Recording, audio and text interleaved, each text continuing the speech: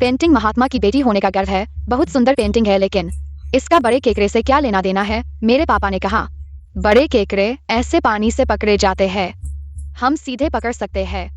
अरे यह कैसे पकड़े? भाई देखो, यह पेंटिंग चलने लगी। मैं पकड़ती हूँ। इस पानी में सच में केकड़े हैं। मैं फिर से पकड़ती हूँ।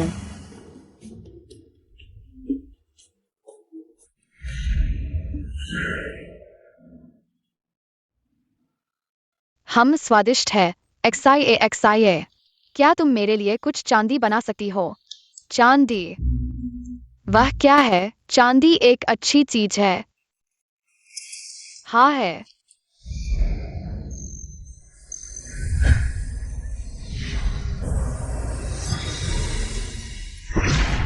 बुरा है, लड़की मुसीबत में पड़ने वाली है। XIA तुम बहुत होशियार हो। क्या तुम थोड़ा और बना सकती हो?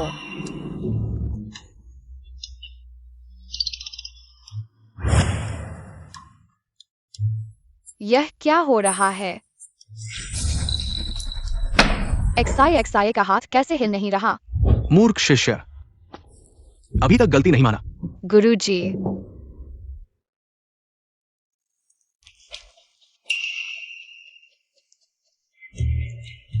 पाप है, फिर भी एक कदम देर से आ गया। 3 विष और 6 इच्छाएं अध्यात्म के लिए बड़ी बाधा है। गुरुजी ने तुम्हें जो सिखाया था सब भूल गए। गुरुजी, मैंने गलती कर दी। मैं फिर कभी नहीं करूंगा। 3 साल की साधना जब्त करो। विचार करने के लिए 3 दिन चट्टान पर बैठो। बिना आदेश के बाहर नहीं आना। जी गुरुजी।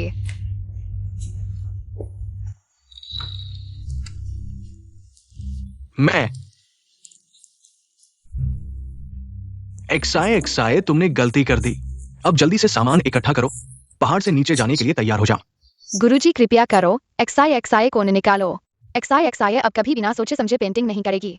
पापा के स्वर्ग चले जाने के बाद XIA के पास सिर्फ गुरुजी ही बचे हैं। XIA, तुमने जो गलती की है उसकी वजह से तुम्हारे पापा को पहले कभी नहीं देखा गया संकट झेलना पड़ रहा है। क्या? तुम और तुम्हारे पापा एक ही मांस और खून के हैं। तुम्हारी शक्ति का नुकसान उनकी शक्ति का भी नुकसान है। अब तुमने जो गलती की है उसकी वजह से तुम्हारे पापा का संकट और बढ़ गया है। इस बार का सबसे बड़ा संकट जीवन और मृत्यु का संकट है। क्या पापा मर जाएंगे? इस बार अगर वे धरती पर किसी कारण से मर जाते हैं तो ये संकट पूरा नहीं होगा और वे स्वर्ग वापस नहीं लौट सकेंगे। गुरुजी, XIA नहीं चाहती कि पापा मरें। कृपया कोई उपाय सोचिए। अभी एक उपाय है। क्या उपाय?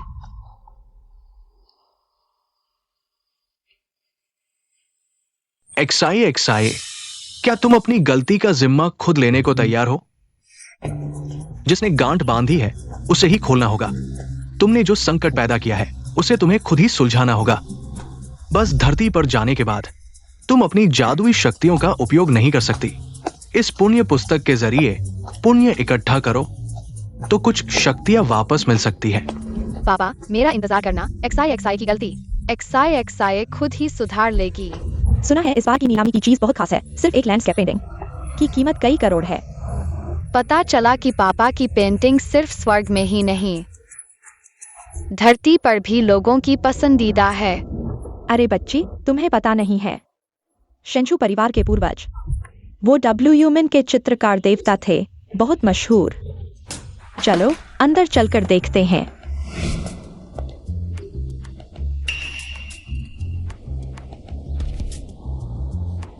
गुरुजी ने कहा था कि अच्छे कर्म करो, गलतियों को सुधारो। यहाँ सिर्फ पापा की पेंटिंग है, पापा खुद नहीं है। पापा, मुझे तुम्हारी बहुत याद आती है।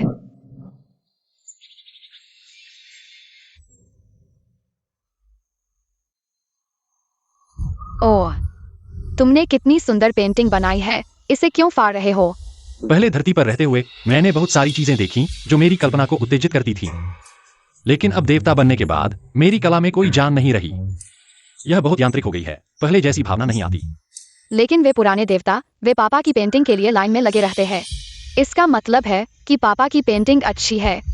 तुम अभी छोटी हो, पेंटिंग समझ नहीं सकती। माँ ने पापा से क्या कहा? तुम्हारी माँ की आत्मा को ठीक करना। बस एक और संकट बाकी है। अब धरती पर जाने का समय आ गया है। नहीं, एक्साई नहीं चाहती कि पापा जाएं। हर बार पापा के जाने के बाद कोई एक्साई के साथ खेलने नहीं आता। एक्साई, तुम्हारी माँ की आत्मा को ठीक करो। पापा को 7 बार संकट झेलना होगा, नहीं तो एक्साई हर बार इस जेड पेंडेंट से बात करती रहेगी। माँ की याद करना बहुत बोरिंग है ना? माँ कृपया पापा को समझाओ।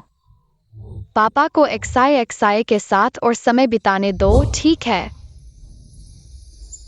एक्साई, पापा के जाने के बाद तुम बैठकर सफेद सारस ऋषि के पास अभ्यास करो और पापा के वापस आने का इंतजार करो, ठीक है? अगर एक्साई को पापा की याद आए तो क्या करें? अगर एक्साई को पापा की याद आए तो पापा की बनाई हुई पेंटिंग देख लेना। पापा तुम्हें वादा करता है, यह पापा की आखिरी बार धरती पर आना है। जब पापा वापस आएंगे तो पापा एक महान नायक की तरह आसमान से उतरेंगे और माँ के साथ वापस आकर एक्साई के साथ रहेंगे, ठीक है? सब एक्साई की गलती है। पापा को खतरे में डाल दिया। पापा तुम कहाँ हो? क्या तुमने कहा नहीं था कि आसमान से उतरकर मेरे साथ खेलने आओगे?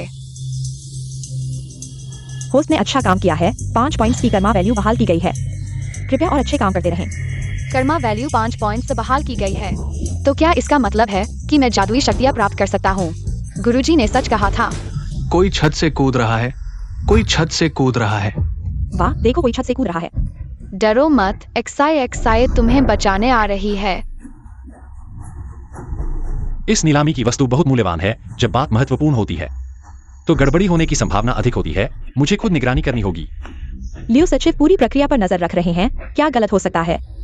और तुम्हारी सेहत भी इतनी यात्रा के लिए उपयुक्त नहीं है। बस इंतजार करो। लियो सचिव निश्चित रूप से समय पर पेंटिंग को प्रदर्शनी में पहुंचा देंगे। लियो सचिव लगातार कई घंटों से मुझसे संपर्क नहीं कर रहे हैं। शायद कुछ गड़बड़ हो गई है। मैंने तुम्हारे साथ सगाई की, तुम्हारे शन परिवार के साथ इतने समय से व्यवहार किया, सिर्फ उस पेंटिंग के लिए जो करोड़ों का व्यापार है। कृपया मेरे प्लान में दखल मत दो। अभी इतना मत सोचो। मैं तुम्हें वापस आराम करने के लिए ले जाता हूँ। ड्राइवर, नीचे मेरा इंतजार करो। पापा, वह तुम्हें नुकसान पहुंचाना चाहती है। यह छोटी लड़की कहाँ से आई? बच्चे, यह बहुत खतरनाक है। नीचे उतर जाओ। मैं फोटो खींचूंगा। होस्ट ने एक अच्छा काम किया है। कर्मा वैल्यू में 10 पॉइंट्स जोड़े गए हैं। बहुत अच्छा पापा, मुझे तुम्हारी बहुत याद आई। मैं शेंचू को कई सालों से जानता हूँ। उसकी कब से बेटी हो गई? बच्चे, बकवास मत करो। मैंने अभी तक शादी नहीं की है। किसी बेटी की बात कहाँ से आई? छोटी लड़की, मैं तुम्हें बता दूं, बकवास मत करो। मैं उसकी मंगेतर हूँ। हमारा कोई बच्चा नहीं है। तुम पापा की मंगेतर नहीं हो, तुम बुरी औरत हो। तुम क्या कह रही हो? तुमने ही पापा को नीचे धकेला था। तुमने ही किया। तुम एक बड़े आदमी हो, बच्चे से क्यों लड़ रहे हो? मैं बस उसे सबक सिखाना चाहता था। पापा, मैं झूठ नहीं बोल रही हूँ। वह सच में आपको धक्का देने वाली थी। ठीक है, यह खतरनाक है। तुम जल्दी नीचे उतर जाओ। लेकिन तुम ही मेरे पापा हो। यार, उसे नीचे ले जाओ। पापा, मुझे अकेला मत छोड़ो। पापा। इतनी छोटी उम्र में इतना अच्छा अभिनय, क्या मंशा है? पापा इतने बोले हैं, वे बुरी औरतों से जरूर पीड़ित होंगे। मैं पापा की रक्षा करूंगी। मैं तुम्हारी बात नहीं सुनूंगी, बुरे आदमी। वैसे भी वह बीमार आदमी कुछ महीनों से ज्यादा जीने वाला नहीं है। अब उसकी चापलूसी करना, सोच रहे हो कि वह तुम्हें कुछ फायदा देगा। शेंचू को गोदाम में ही खत्म कर दो और फिर पेंटिंग को सीधे विदेश भेज दो। वैसे भी वह जल्दी मरने वाला है या बाद में मरना ही है। पापा, एक्साई को अकेला मत छोड़ो। बच्चे, तुम कौन हो? तुम्हें कैसे पता? वह आंटी मुझे नुकसान पहुंचाने वाली थी। एक्साई ने खुद देखा। एक्साई ने उस बुरी औरत को देखा। पापा को ऊपर से धक्का देते हुए मैंने समय को पीछे किया, तभी पापा को बचाया। बच्चे, झूठ बोलने से नाक लंबी हो जाती है। जब एक्साई झूठ बोलती है तो नाक छत तक पहुंच जाती है।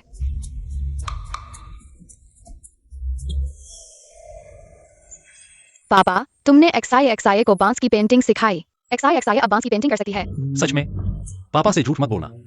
पापा ने कहा जब एक्साई झूठ बोलती है नाक छत तक पहुंच जाती है। पापा देखो, एक्साई की नाक अभी भी है। क्या हुआ? सिर में दर्द क्यों हो रहा है? क्या बीमारी फिर से बढ़ गई है? पापा, तुम्हें क्या हुआ? क्या तुम्हें फिर से तकलीफ है? बच्चे, अंकल तुम्हारे लिए समय नहीं निकाल सकता। तुम जल्दी घर जाओ। अंकल को काम है।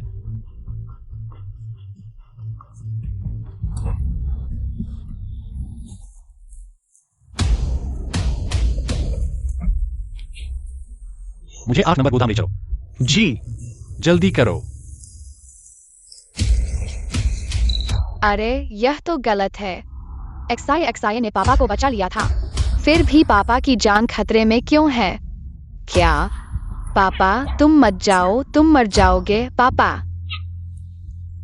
मुझे नहीं पता यह किसका बच्चा है, लेकिन किसी तरह का लगाव महसूस हो रहा है।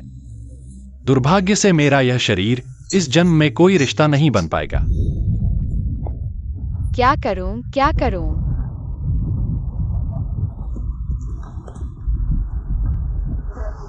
पता नहीं पापा कहाँ जा रहे हैं। मैं नहीं बता सकती। जल्दी गाड़ी में बैठो। तुमने कहा था कि तीसरे बेटे को खतरा है, सच में? 3वां राजकुमार, पिताजी। उनकी कोई बेटी नहीं है। तुमने जरूर गलत व्यक्ति को पहचान लिया है, लेकिन उन्हें खतरा है। मैं जरूर रोकूंगा। इस आंटी को देखकर ऐसा लगता है जैसे कहीं देखा है। दीदी तुम कौन हो? मैं 3वें राजकुमार की सहाय हूँ। मेरा नाम यूनियन है। बैठ जाओ। हाँ।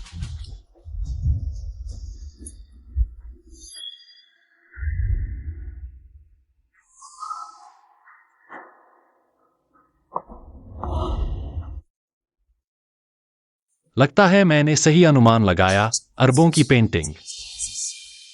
कोई भी इसे लेने के लिए तैयार नहीं है। यह असंभव है। 3वां राजकुमार वाकई तेज है।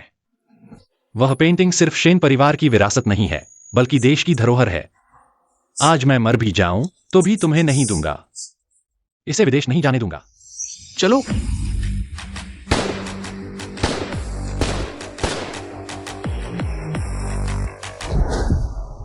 बुरा हाल है। गोली की आवाज है। 3वें राजकुमार को खतरा है। बुरा समय है। यह जीवन मृत्यु का संकट है, सब शियाशिया की वजह से। शियाशिया को पिताजी को बचाना होगा। 3वां राजकुमार। पिताजी। तुम्हें लगता है कि मैं तैयार नहीं था? अब समय बदल गया है। यह मारपीट का जमाना नहीं रहा। वाकई मेरे मंगेतर हो। तुम में कुछ बात है। तुम हो। मुझे उस बच्चे की बात माननी चाहिए थी। तुम वाकई बुरे इरादे रखते हो। यह पेंटिंग 1.2 अरब की है। मैं शेन परिवार में आया ताकि इसे हासिल कर सकूं। नहीं तो तुम्हें लगता है कि मैंने इतना कष्ट सहा तुम्हारे जैसे बीमार व्यक्ति से शादी करने के लिए और जीवन भर कष्ट झेलने के लिए। आज किसी भी हालत में मैं तुम्हें वह पेंटिंग विदेश नहीं ले जाने दूंगा। तो आज मैं तुम्हें साफ साफ मरने दूंगा।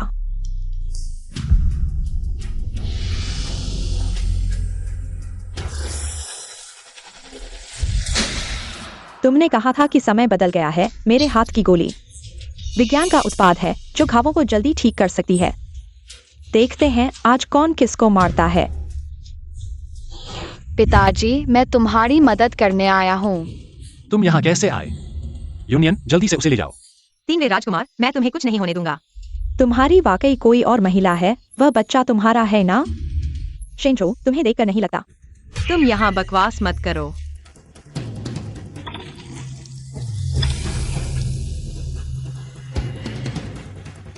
पिताजी, मेरे पास 10 पुण्य बिंदु है जिनसे बहुत कुछ खरीद सकता हूँ।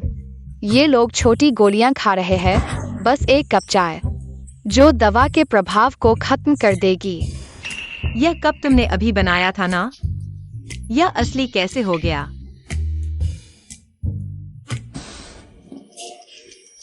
वाकई असली है। भले ही तुमने पेंटिंग वापस ले ली तो क्या होगा? शेन परिवार के 3 राजकुमारों में तुम सबसे कमजोर हो। तुम्हें लगता है कि तुमने पेंटिंग वापस ले ली, शेन दादा? तुम्हें और ज्यादा संपत्ति मिल सकती है। हमारी शादी की सगाई टूट चुकी है, अब मेरे मामलों में तुम्हारा कोई दखल नहीं। अगर तुम मुझसे शादी करते तो तुम्हें संपत्ति के लिए लड़ने का अधिकार होता। अब तुम्हारे पास सिर्फ एक जान है और कुछ नहीं। तुम्हें लगता है कि तुम कितने दिन जियोगे? अजीब बात है, बुरी औरत ने तो आत्मसमर्पण कर दिया था, फिर भी पिताजी की हालत गंभीर क्यों है? तीसरे बेटे पिताजी। नहीं, ऐसा नहीं हो सकता। पिताजी तो भाग्यशाली है। उन्हें इतनी बीमारी कैसे हो गई? क्या यह XI के बुरे कर्मों की वजह से हुआ है? क्या उसने पिताजी को नुकसान पहुंचाया है? पिताजी, आपको क्या हुआ है? XI पेंटिंग देवता, XI को जो कष्ट मिल रहा है शायद उसकी माँ की वजह से है। उसकी माँ एक मानव थी। भावनात्मक और नियम के हिसाब से देवता और मानव का विवाह नियम के खिलाफ है। भले ही देवता और मानव का विवाह नियम के खिलाफ हो, फिर बच्चे पर इसका प्रभाव क्यों पड़ रहा है? पिताजी, XI क्या तुम पिताजी की बात सुन सकती हो? XI पिताजी और मां का विवाह स्वर्ग के नियम के खिलाफ था। इसका प्रभाव पिताजी पर पड़ना चाहिए। भले ही पिताजी की 1000 साल की तपस्या नष्ट हो जाए, मैं कभी तुम्हें नुकसान नहीं पहुंचने दूंगा। नहीं, XI पिताजी को कष्ट नहीं देना चाहिए। XI की मां, क्योंकि मानव और देवता अलग हैं, अब सिर्फ एक आत्मा बची है। क्या वही बात XI पर प्रभाव डालेगी? पेंटिंग देवता, क्या आपके पास कोई योजना है? तुम्हें मानव जगत में कष्ट सहना होगा। अपने कष्टों से देवता और मानव के विवाह के पाप को दूर करो, XI को बचाने के लिए। ठीक है, भले ही पिताजी की 1000 बार मृत्यु हो जाए, मैं XI को कभी कष्ट नहीं दूंगा।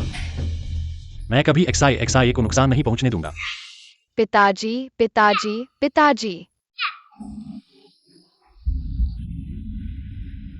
मुझे याद आया, XI तुम इंसानों के बीच कैसे आ गई?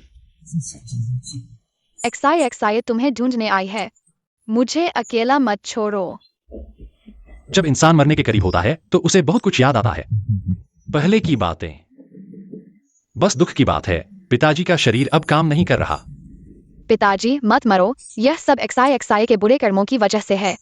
XI अब कभी कुछ बुरा नहीं करेगी। युवराज, वह पेंटिंग सुरक्षित प्रदर्शनी कक्ष में पहुंच गई है।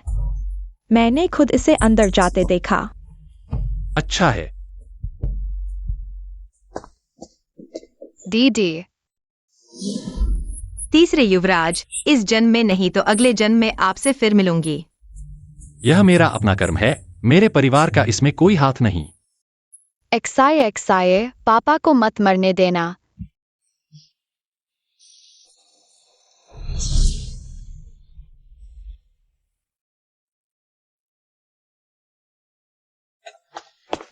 दूसरे भाई ने सुना है कि शेंजू की हालत बहुत खराब है। सच में? भाई, मैंने खुद देखा है। उसे इमरजेंसी रूम में ले जाया गया है। इन सालों में उसका शरीर बहुत कष्ट झेल चुका है। इस बार मैं खुद उसकी मौत देखूंगा। वो सिर्फ मीठी बातें करके मां को खुश करता है। जब वो मर जाएगा तो सारी संपत्ति हमारी होगी।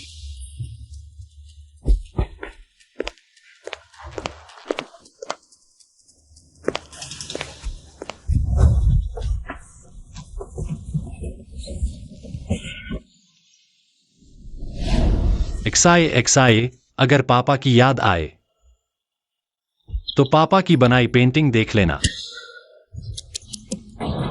चाचा, आप यह दवा 1000 साल से पका रहे हैं। तैयार हो गई क्या? चाचा, जल्दी उठो चाचा। बच्ची, जल्दी मत करो। मैं पेंटिंग में रहने वाला व्यक्ति हूं। ये दवा सिर्फ पेंटिंग वाले को बचा सकती है, चाहे तुम उसकी बेटी ही क्यों न हो। मेरी दवा पीना तुम्हारे लिए असंभव है। बहुत अच्छा, मैं पेंटिंग वाले को बचाना चाहती हूँ। मेरे पापा की हालत बहुत खराब है। तीसरे युवराज, आपने कहा था कि मेरे लिए बसंत का चित्र बनाओगे। इस जन्म में शायद नहीं हो पाएगा, लेकिन अगर अगला जन्म हो। दीदी, जल्दी पापा को उठाओ। तुम क्या कर रहे हो?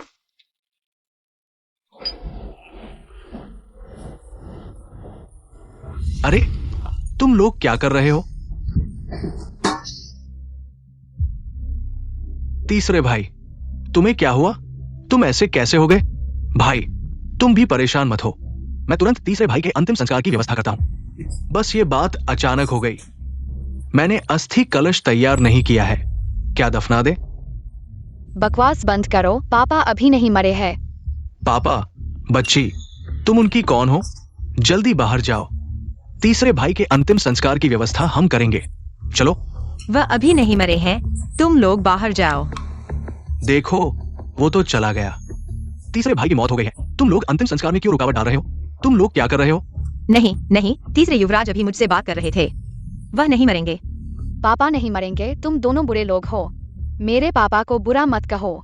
ये जंगली बच्चा कहां से आया? तुम लोग मुझ पर आओ, मालकिन ने कहा है।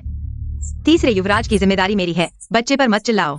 तुम शैन परिवार के नौकर हो, तीसरे भाई ने तुम्हें थोड़ा सा सामान दिया तो तुम खुद को शैन परिवार का समझने लगे हो।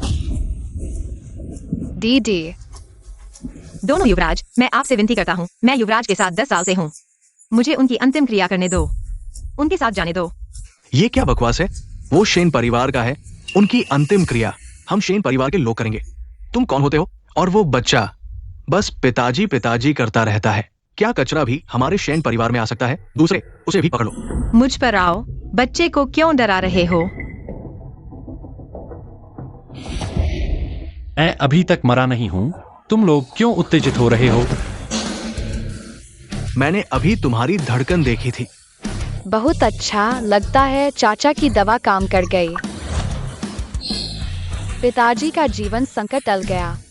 वे मेरे लोग हैं, अगर तुमने उनमें से किसी को भी छुआ तो मैं किसी को भी नहीं छूंगा। तो क्या हुआ?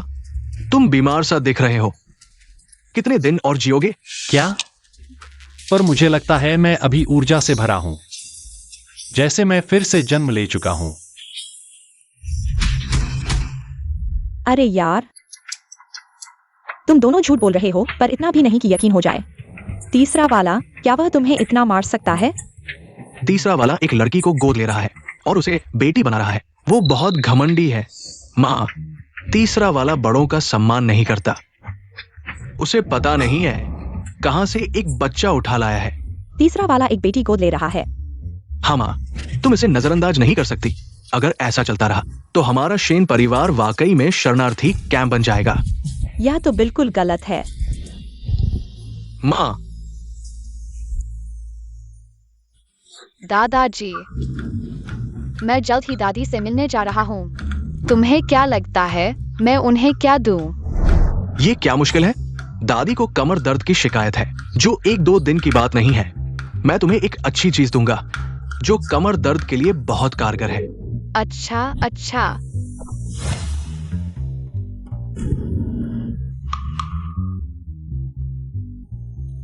अरे बेटे, वे कह रहे हैं कि तुमने एक बच्चा गोद लिया है। यह कब हुआ? माँ, मैं XI को तुमसे मिलवाने जा रहा था। आओ XI।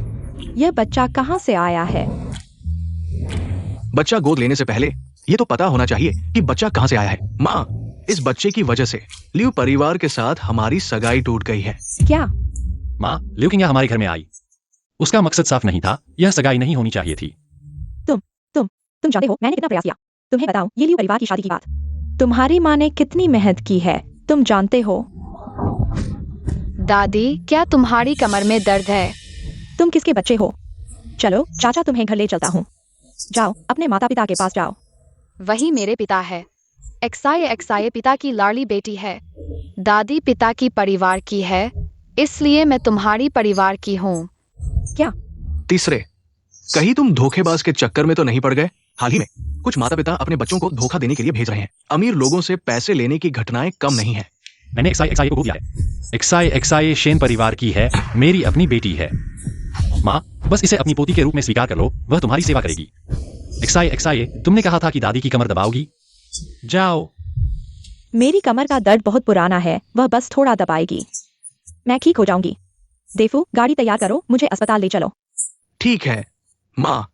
XI कमर दबा सकती है। XI अब दादी की कमर दबाएगी। अरे, तुम ये क्या कर रहे हो? मेरी माँ की कमर पर ये क्या मार रहे हो? चलो चलो, मेरी माँ अब तुम्हें देखना भी पसंद नहीं करती। रुको, XI मेरी बेटी है, मैं देखता हूं कौन उसे छूता है। ये बच्चा होस्ट को अच्छे काम करते हुए पाया गया। पुण्य मूल्य में 1 जोड़ा गया। छोटी लड़की, तुम वैसे ही फिर से दबाओ दादी की पीठ पर। दादी कैसा लग रहा है? ये फिर से दबाओ। बहुत अच्छा। जब तक दबाते रहोगे पुण्य बढ़ता रहेगा। छोटी लड़की, धीरे से दबाओ। माँ, उसका नाम XIA है। अरे XIA, अच्छी लड़की, दादी की कमर दबाती रहो। छोटी लड़की, XIA थकती नहीं है। XIA दादी की कमर 1000 बार दबाएगी। अच्छा। तीसरे को लगता है कि एक छोटी लड़की को गोद लेकर घर लाएगा, माँ को खुश करेगा और पिता उसे विरासत में हिस्सा देंगे। खाओ खाओ, बस खाना जानते हो। वो तुम्हारे साथ विरासत के लिए लड़ने आया है, पता है? मुझे खाने दो, मैं खाऊंगा। हटो।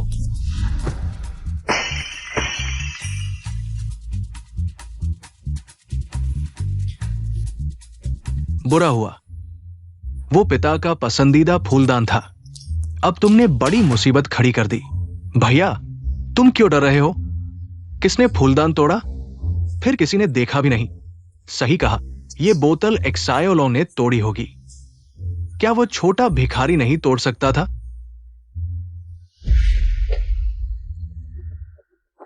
मेरा फूलदान। एक्सायोलोंग एक ही काफी है और उपद्रव मचा रहा है। अब कहां से ये छोटी लड़की आ गई? मेरा फूलदान तोड़ दिया। लाओसन को बुलाओ, बाहर आओ। पापा, ये छोटी लड़की लाओसन ने बाहर से गोद ली है। पता नहीं कहां से उठा लाया है। शायद एक छोटा भिखारी है। सही कहा पापा, बस एक फूलदान है। वो समझ भी नहीं पाती कि क्या है। आप गुस्सा शांत कर लो, बस एक फूलदान है। ये फूलदान मेरे पुराने साथी की एकमात्र निशानी है। मैं उन्हें क्या जवाब दूंगा? पापा, लाओसन का इरादा अच्छा था। शायद उसे लगा घर में जीवन नहीं है, एक बच्चा लाकर जीवन लाएगा। जीवन नहीं है। मुझे लगता है वो चाहता है कि मैं मर जाऊं। ये जंगली चीजें बिल्कुल बेकाबू हो गई है। बड़े बाबू लाओसन की गोद ली हुई बेटी ले आया है। आओ XIA, दादा से मिलो। दादा नमस्ते। यही जंगली लड़की है जिसने मेरा फूलदान तोड़ा। पापा, XIA अभी हमारे घर आई है। वह आपका फूलदान कैसे तोड़ सकती है? सुना है ये लड़की पहले भिखारी थी। तुम्हारी आंखें कहाँ है? किसी को भी घर ले आते हो। पापा, XIA भिखारी नहीं है, वह मेरी बेटी है। बड़े बाबू, आप क्या कह रहे हैं? XIA ने क्या गलत किया है? हाँ, अभी उसने मेरी पीठ दबाई, देखो। अब मैं चल भी सकता हूँ। तुम भी उसकी तरफ हो गए। मुझे लगता है तुम सब मुझे बूढ़ा समझते हो, किसी काम का नहीं रहा। इस लड़की को निकाल दो। कभी भी हमारे शैन परिवार के दरवाजे पर न आने दो। बड़े बाबू, फूलदान XIA ने नहीं तोड़ा। मैंने अपनी आंखों से देखा, फूलदान छोटे बाबू ने तोड़ा। झूठ झूठ, फूलदान मैंने नहीं तोड़ा। XIA, तुम थोड़ा संभलो। किसने तुम्हें सिखाया? पापा, एक नौकर की बात कितनी सच हो सकती है, खासकर जब वो लाओसन का नौकर हो। यूनियन, उसकी बात न सुनो। मैंने सच में देखा, छोटे बाबू ने तोड़ा। वह झूठ बोल रही है, मैंने नहीं तोड़ा। चुप रहो, सब चुप रहो। शैनिक सायोलोंग, ये बेकार आदमी। इस जिंदगी में कोई उम्मीद नहीं है। बस बड़े भाई की मदद करो। इस छोटी लड़की को भगाओ, फिर सारी संपत्ति मेरी होगी। पापा, यूनियन शेन परिवार में नौकर के रूप में काफी समय से है और ये तीसरे भाई के साथ काफी करीब है। और तीसरे भाई ने अचानक एक बेटी गोद ले ली है। अगर कहें कि इस बेटी का कोई पृष्ठभूमि नहीं है तो मैं यकीन नहीं करता। तुम झूठ बोल रहे हो। मैं और तीसरे भाई साफ सुथरे हैं। एक नौकर की बात कौन जाने सच है या झूठ। दूसरे भाई, सबूत के साथ बोलो, यह बिना सबूत के आरोप है। सबूत दो।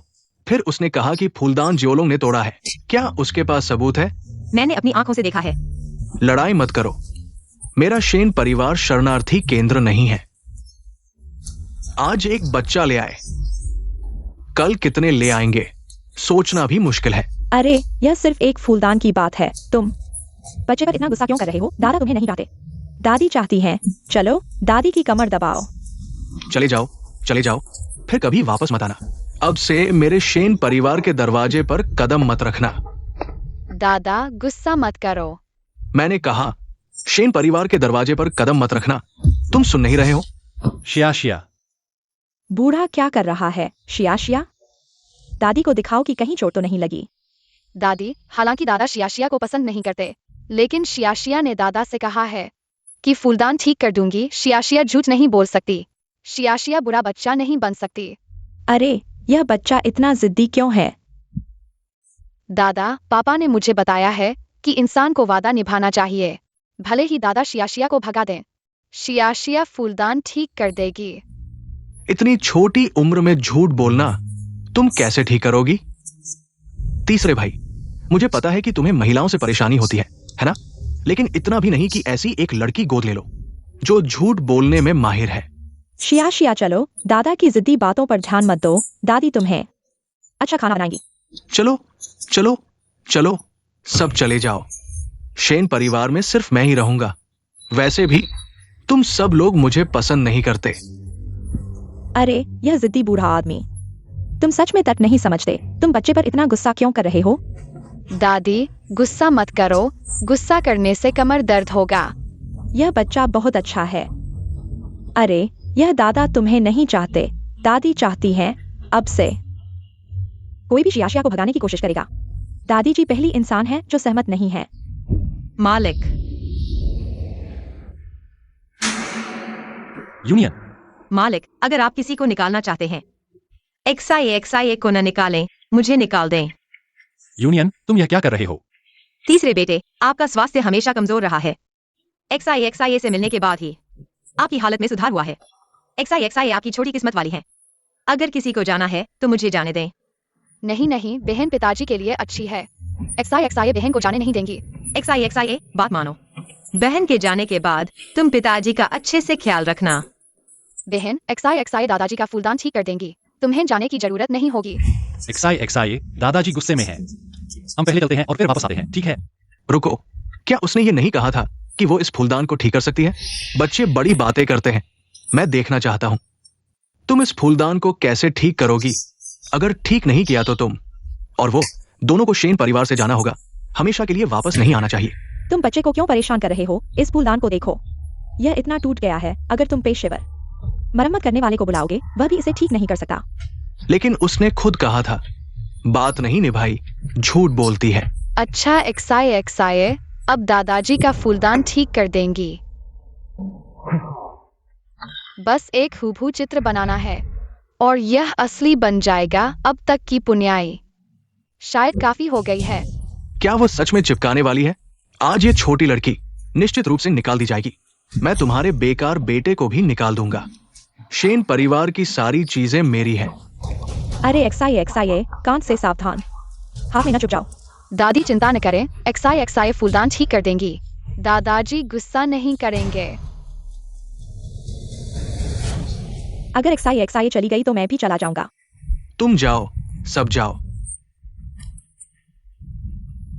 शेन परिवार में सिर्फ मैं ही काफी हूं। वैसे भी तुम सब मुझे पसंद नहीं करते। दादाजी जल्दी मत करो, फूलदान अब ठीक हो जाएगा। पहले उसने जो चाय का कप बनाया था वह असली बन गया। क्या यह फूलदान भी ऐसा हो सकता है? अजीब बात है, यह काम क्यों नहीं कर रहा है? वो बस बड़ी बातें करती है। ये फूलदान के टुकड़े, क्यों कोई प्रतिक्रिया नहीं हो रही है? इतनी छोटी उम्र में झूठ बोलना शुरू कर दिया। बड़े होकर क्या कर पाऊंगा पता नहीं। चुप रहो, बाहर जाओ, सब बाहर जाओ। और तुम इतनी देर से यहां नाटक कर रहे हो। पापा, अगर आप XIA को भगाना चाहते हैं तो मैं भी नहीं रुकूंगा। तुम XIA, चलो पहले चलते हैं, ठीक है? दादाजी को थोड़ा शांत होने दो। क्या तुम इस बेगैरत लड़की के लिए मेरे खिलाफ खड़े होगे? जाओ, सब जाओ। शेन परिवार के लिए देफू और डोंगक्यांग काफी है। पापा ने कहा था कि केवल बुरी चीजें बनाते समय जादू काम नहीं करता। लेकिन XIA ने तो कुछ गलत नहीं किया। फिर यह काम क्यों नहीं कर रहा? तुम लोग अभी तक खड़े क्यों हो? क्या पापा ने बाहर जाने का आदेश नहीं दिया? रुको। XIA, तुम्हारी पेंटिंग में एक चीज की कमी है। अगर दिल में इरादा नहीं है तो कागज पर की गई चीज सिर्फ एक साधारण वस्तु है, सिर्फ आकार है, जीवन नहीं। पापा, जब आप मुझे पेंटिंग सिखा रहे थे तब भी आपने यही कहा था। हाँ, तीसरे बेटे को पेंटिंग की अच्छी समझ है। ये पेंटिंग से क्या लेना देना है? पापा ने तो फूलदान तोड़ दिया। भले ही तुम एक जैसा बना लो। क्या तुम सोचते हो कि तुम चित्र बनाकर भूख मिटा सकते हो? पापा, आप इस फूलदान की कहानी XIA को सुनाइए, तभी इसमें जान आएगी। शायद XIA फूलदान को ठीक कर सके। XIA, जाओ। दादाजी, मुझे इस फूलदान की कहानी सुनाओ ना। जब मैं युद्ध के मैदान में था, मेरे पुराने साथी ने मुझे बचाने के लिए अपनी जान दे दी और ये फूलदान छोड़ गया। मैंने ये फूलदान हमेशा संभाल कर रखा है, उसकी याद में।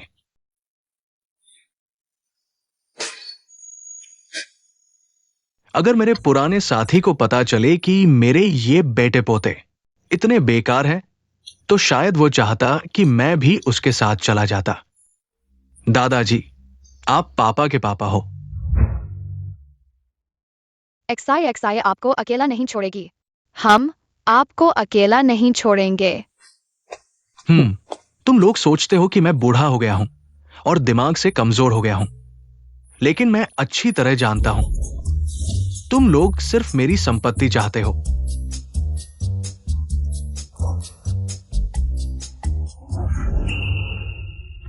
दादाजी, XIA हमेशा आपके साथ रहेगी। पापा और दादी भी हमेशा आपके साथ रहेंगे। दादाजी देखिए। अरे ये बिल्कुल एक जैसा है। यह तो बहुत अद्भुत है। कैसे? XIA, दादी को बताओ, तुमने यह कैसे बनाया? ये मेरे पुराने साथी द्वारा दिए गए फूलदान जैसा ही है। तुमने सच में ठीक कर दिया। दादाजी की कहानी अच्छी थी, इसलिए XIA ने इसे बना दिया। आगे दादाजी XIA को बहुत सारी कहानियां सुनाएंगे ताकि दादाजी अकेले न रहें। तुम ये छोटी लड़की हो। दादाजी, रोना बंद करो। XIA तुम्हें अकेला नहीं छोड़ेगी। हाँ, ये तो बहुत छोटी बात है। हमारे यहाँ कोई दर्द नहीं, कोई बीमारी नहीं, बच्चे और पोते सब हैं। हम तो ठीक हैं। मरने की बात मत करो। पापा, सिर्फ XIA ही नहीं, हम सब तुम्हारे साथ हैं। हमारा पूरा परिवार तुम्हारे साथ है। ठीक है अच्छी पोती, अब तुम यही रहोगी। दादाजी तुम्हें अपनी जवानी की सारी कहानियां सुनाएंगे।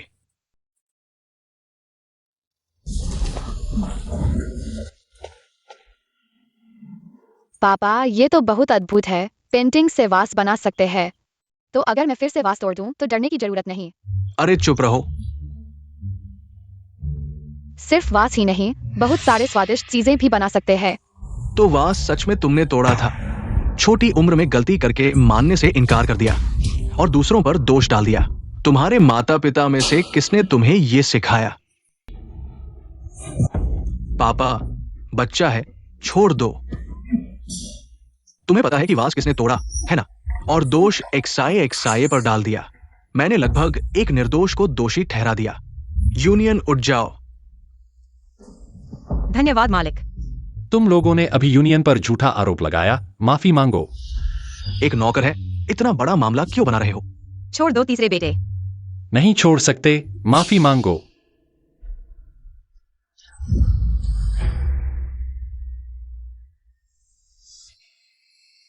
माफ करना। मैं ठीक हूँ, बस करो बेटो। हमारे शैन परिवार का इतिहास हमेशा से कला और चित्रकला में रहा है। परिवार की प्रतिष्ठा इतनी गिर गई है। ये मेरी गलती है। पापा, गुस्सा शांत करो। हमें गलती का एहसास हो गया। लियो सचिव। मालिक। इन दोनों अवज्ञाकारी बेटों के सभी कार्ड फ्रीज कर दो। जी मालिक। अरे पापा, इतना जरूरी नहीं है। हमें सच में गलती का एहसास हो गया है। तुम लोग हमारे शैन परिवार की संपत्ति चाहते हो। ठीक है, अगर संपत्ति चाहिए तो निष्पक्ष प्रतियोगिता करें। तुम तीनों कल दोपहर मेरे अध्ययन कक्ष में आओ। अगर शन परिवार इन दोनों के हाथों में चला गया, पहले की तरह चोरी से कलाकृतियों की तस्करी फिर से हो सकती है। यह घर का मुखिया बनने का पद मुझे जरूर हासिल करना होगा। अगर एक्साई की माँ होती, क्या वह बहन जैसी होती? मैंने सुना है कि एक्साई की माँ एक साधारण इंसान थी। क्या देवता और इंसान का विवाह करना स्वर्ग के नियमों के खिलाफ नहीं है? इसी वजह से उसकी माँ को 5 बिजलियों का सामना करना पड़ा। वह पूरी तरह से नष्ट हो गई। अब तो इंसान भी देवताओं को बहका सकते हैं।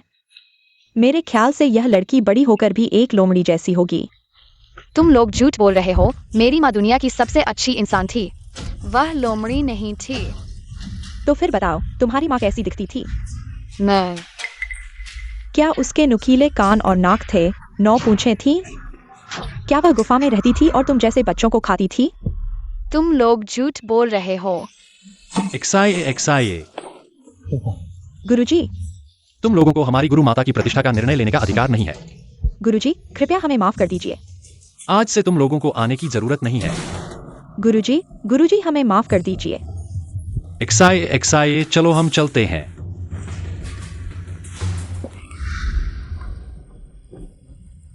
एक्साई की माँ इस दुनिया की सबसे कोमल और सुंदर महिला थी। जब पिताजी 7 कठिनाइयों को पार करके वापस आएंगे, तो वे माँ को वापस ले आएंगे। माँ सबसे कोमल महिला थी। माँ, वाह, पिताजी ने इंसान बनकर भी इतनी सुंदर तस्वीर बनाई है। अगर एक्साई को पसंद है तो पिताजी तुम्हें चित्रकला सिखाएंगे। हाँ, एक्साई को पिताजी से चित्रकला सीखना बहुत पसंद है। मैं गिनती करूंगा कि पिताजी ने कितनी तस्वीरें बनाई है। 1, 2, 3।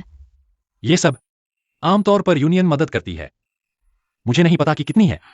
पिताजी को यूनियन बहन की बहुत परवाह है, तो क्यों न यूनियन बहन को मेरी माँ बना दिया जाए। छोटी बच्ची होकर इतनी बड़ी बातें करती हो, ऐसी बातें मत करो। यूनियन मेरी सहायक कई सालों से है, लेकिन तुम चाहते हो कि मैं उससे शादी करूं। कम से कम अभी तो यह संभव नहीं है। क्यों? पिताजी बचपन में डूब गए थे। एक लड़की ने उन्हें बचाया, लेकिन उसके बाद मैं उससे फिर कभी संपर्क नहीं कर पाया। उसने सिर्फ यह मिलन बंधन छोड़ा। उसे ढूंढने से पहले पिताजी किसी से भी शादी नहीं करेंगे। पहले ल्यूकीमिया से भी वह मजबूरी में था।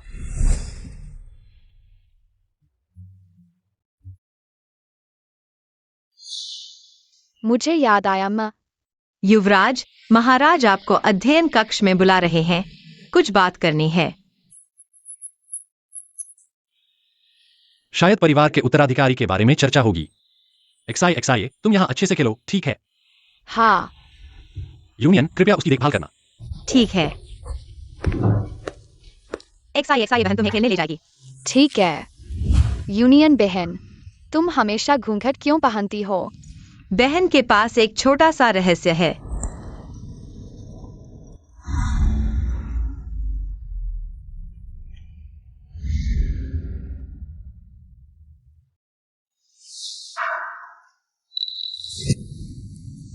क्या तुम डर गए? माफ करना। तुम यूनियन बहन नहीं हो। एक्साई तुम्हें जानती है। इसका क्या मतलब है? तुम एक्साई की माँ हो। पिताजी क्यों? वे सब कहते हैं कि एक्साई की माँ एक लोमड़ी की तरह है। उनकी बकवास मत सुनो। एक्साई की माँ बहुत सुंदर है।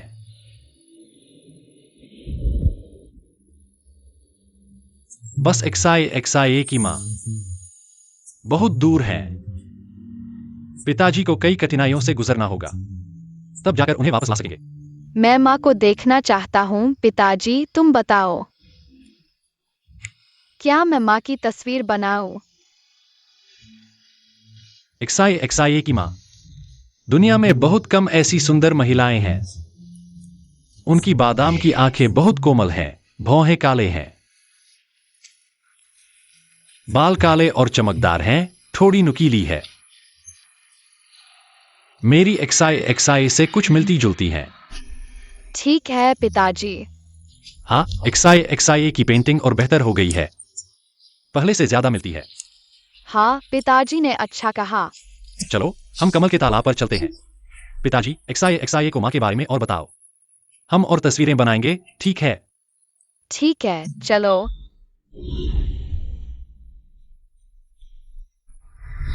तुम पिताजी के कहने वाली माँ की तरह हो। XIA बकवास मत करो। यह सिर्फ तीसरे युवराज का मजाक है। तुम महाराज और महारानी के सामने ऐसा मत कहना। मेरी माँ बदसूरत नहीं है, वह दुनिया की सबसे सुंदर महिला है। तुम झूठ बोल रहे हो। मुझे बचपन से यह बीमारी है, मैं इसकी आदी हो गई हूँ। दूसरों को डरा सकती हूँ, लेकिन युवराज तुम ज्यादा मत करो। मैं सेन परिवार में नियमित रहती हूँ। कैसे इतनी बुरी बात कह सकते हो? मुझे परवाह नहीं वे क्या कहते हैं, मुझे लगता है यह सही है। मैं चाहता हूँ तुम मेरी माँ से माफी मांगो, माफी मांगो। मैं तुम लोगों से माफी नहीं मांगूंगा। पापा, उसने मुझे धक्का दिया। जल्दी उठो। उसने कहा मेरी माँ लोमड़ी है, बुरा बोलने वालों को सजा मिलती है। कल तुम दोनों ही थे, एक्सायोलोंग की बुराई कर रहे थे। पापा ने मेरा बैंक कार्ड फ्रीज कर दिया। मैं तीसरे को नहीं सुधार सकता, लेकिन तुम दोनों को तो सुधार सकता हूं। कुछ भी हो, मुझ पर आओ। मैं XIA की ओर से छोटे साहब से माफी मांगता हूँ। माँ, गलती तो उनकी है, हमें क्यों माफी मांगनी चाहिए? अरे रे, अब तो माँ भी कहने लगे हो।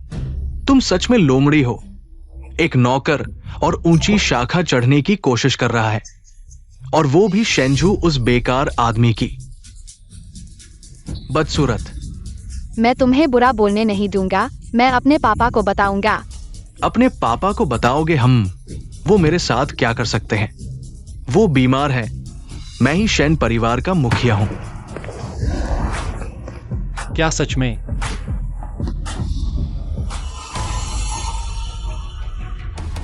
तुमने अभी यूनियन के बारे में क्या कहा? फिर से कहो। तुम्हें तो कमजोरी रहती है, इतनी ताकत कहां से आ गई? अभी यूनियन के बारे में क्या कहा था? मैं तुमसे फिर से कहने को कह रहा हूं। उन्होंने पहले एक्सायोलोंग पर हाथ उठाया। मुझे इससे क्या लेना देना? पापा, वो झूठ बोल रहा है। उसने पहले कहा माँ बदसूरत है, लोमड़ी। क्या? साहब, यह सब मेरी गलती है। मैं अभी इस्तीफा देता हूँ। अभी यहाँ से चला जाऊंगा। अरे, यूनियन।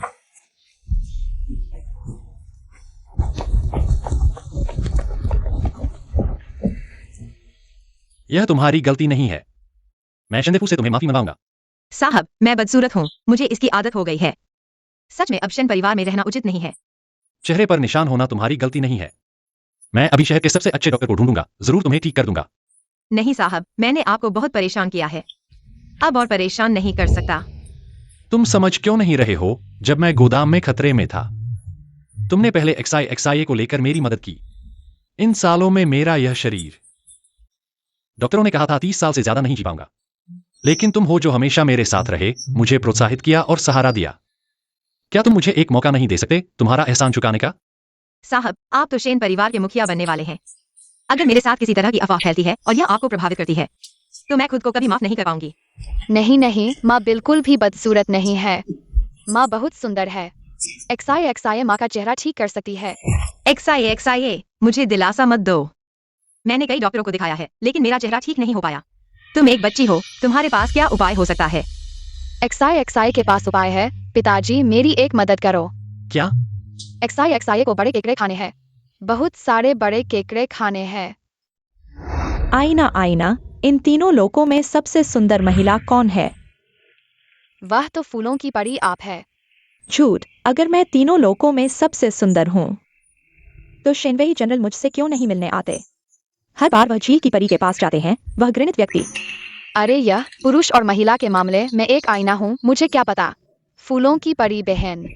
XIA, आज तुम्हें कैसे समय मिला? मुझे याद आया कि फूल बहन को केकड़े खाने हैं। XIA ने सुना कि फूल बहन को केकड़े खाने हैं, तो मैं तुम्हारे लिए लेकर आई हूँ। बड़े केकड़े? हे भगवान, मेरी प्यारी XIA, यह मनुष्य लोक में आम है, लेकिन परलोक में दुर्लभ है। अगर इसे शेनवेई जनरल के घर भेज दिया जाए, तो जनरल निश्चित रूप से। बताओ, आज मुझे इतना बड़ा उपहार देकर तुम क्या चाहती हो? अजीबोगरीब मांग। पहले अपनी मांग बताओ। अगर यह पूरी करना मुश्किल होगा, तो ये केकड़े मैं नहीं ले सकती। बहन, मुझे कुछ फूलों का रस चाहिए, सुना है फूलों का रस त्वचा को साफ और सुंदर बना सकता है।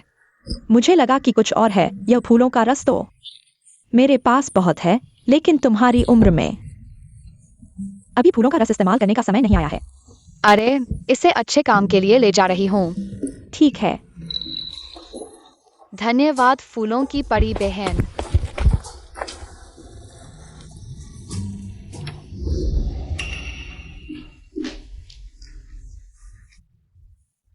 यूनियन, क्या तुम सच में जा रहे हो? हाँ, मैंने आज ही बुजुर्ग महिला को इस्तीफा दे दिया है। आज ही जा रहा हूँ। अगर मैं तुमसे रुकने के लिए कहूं तो भी नहीं। माँ, एक्साई, क्या तुम भी यूनियन को अलविदा कहने आई हो? नहीं नहीं, एक्साई ने जन्म से ही माँ को नहीं देखा है। पिताजी ने कहा कि माँ बहुत दूर है। अब एक्साई ने आखिरकार माँ को देख लिया है। माँ अब जा रही है। एक्साई। पापा ने बहुत अच्छा साथ दिया। तीनों बड़े भाई, मुझसे मजाक मत करो। एक्साई। माँ, एक्साई के पास एक बोतल जादुई पानी है। लगाने के बाद निशान जल्दी गायब हो जाएंगे। यूनियन, एक्साई की बात मान लो। यह छोटी लड़की बहुत चतुर है।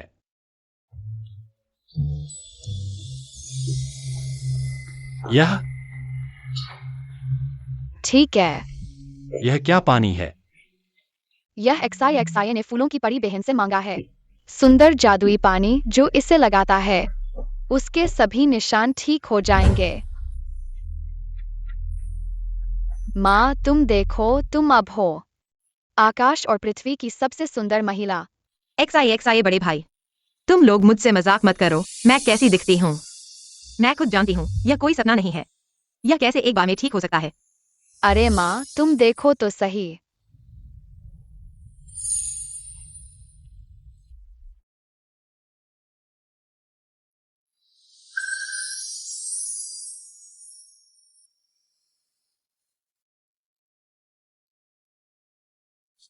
मेरा चेहरा। यूनियन, तुम्हारा चेहरा सच में ठीक हो गया है। हाँ, तुमने यह कैसे किया? मैंने बहुत डॉक्टरों को दिखाया, लेकिन कुछ नहीं हुआ। क्योंकि एक्साई ने माँ को सुंदर जादुई पानी लगाया। अब माँ, तुम दुनिया की सबसे सुंदर महिला हो। एक्साई, धन्यवाद। माँ, तुम मत जाओ, एक्साई के साथ रहो। रोज चोटी बनाओगी ना? ठीक है, मैं नहीं जाऊंगी।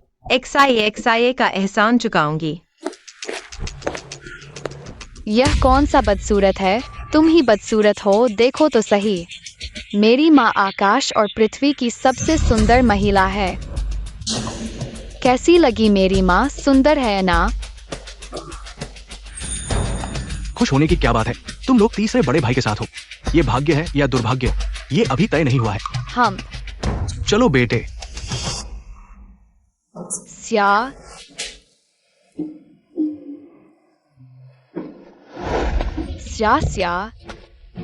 तुम्हारे मन में क्या बुरा विचार है? मुझे तुमसे डर नहीं लगता। क्या मैं इतना बुरा दिखता हूँ? मैं सिर्फ तुमसे पूछना चाहता हूँ, बदसूरत को सुंदर कैसे बनाया जाता है? क्या मुझे भी सुंदर बना सकते हो, जैसे बड़े सितारे? तुम किसे बदसूरत कह रहे हो? इतनी छोटी उम्र में अच्छा नहीं सीख रहे हो। सुंदर बनने की सोच रहे हो, यह संभव नहीं है। मैंने याद कर लिया, जब मेरे पिता संपत्ति विरासत में लेंगे और सेन परिवार के मुखिया बनेंगे, फिर देखते हैं कौन रोता है। विरासत की प्रॉपर्टी बड़ा मामला है।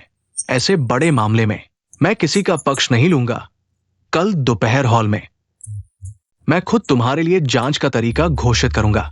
जो मुझे सबसे ज्यादा संतुष्ट करेगा, वही शेन परिवार का मुखिया बनेगा।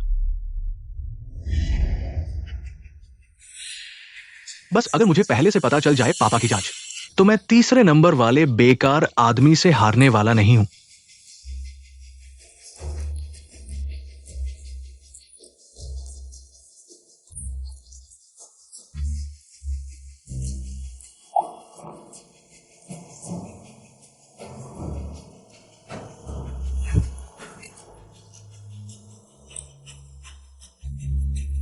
शेन परिवार संभालने के लिए पहले मुझसे गुजरना होगा। इन 3 लिफाफों में शेन परिवार की 3 अलग अलग संपत्तियां हैं। तुम तीनों में से हर एक को एक एक चुनना है। 3 महीने बाद मेरे जन्मदिन के समारोह पर मैं खुद तुम तीनों के नतीजे देखूंगा। पापा, ये तीनों जगह कौन सी है? तीनों जगहों में अच्छी और बुरी है।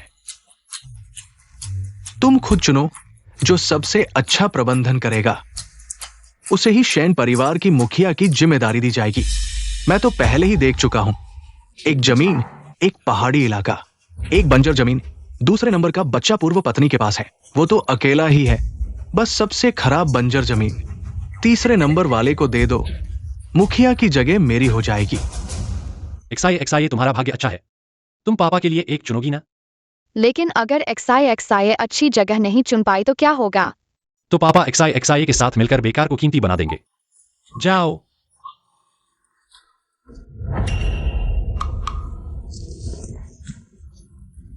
मैं ये चुनता हूं। वह तो एक्साई ने पहले देखा था। जिसने छीन लिया वही उसका, शेन परिवार के मुखिया की जगह। तुम बच्चों का खेल नहीं है। उत्तर शहर की जमीन। पापा, क्या ये उत्तर शहर की जमीन वही है जहां हमारा शेन परिवार गैलरी बना रहा है? तुम्हारा भाग्य अच्छा है, वो जमीन पहले ही विकास में लगी हुई है, काफी समय से। लगता है जल्द ही सफल हो जाएगी। माफ करना पापा, एक्साई की गलती है। एक्साई आपके लिए सबसे अच्छा नहीं चुन पाई। कोई बात नहीं एक्साई, यह तुम्हारी गलती नहीं है। शायद हमें कोई और मौका मिले। अभी 2 और बचे हैं। पापा के लिए एक और चुनो।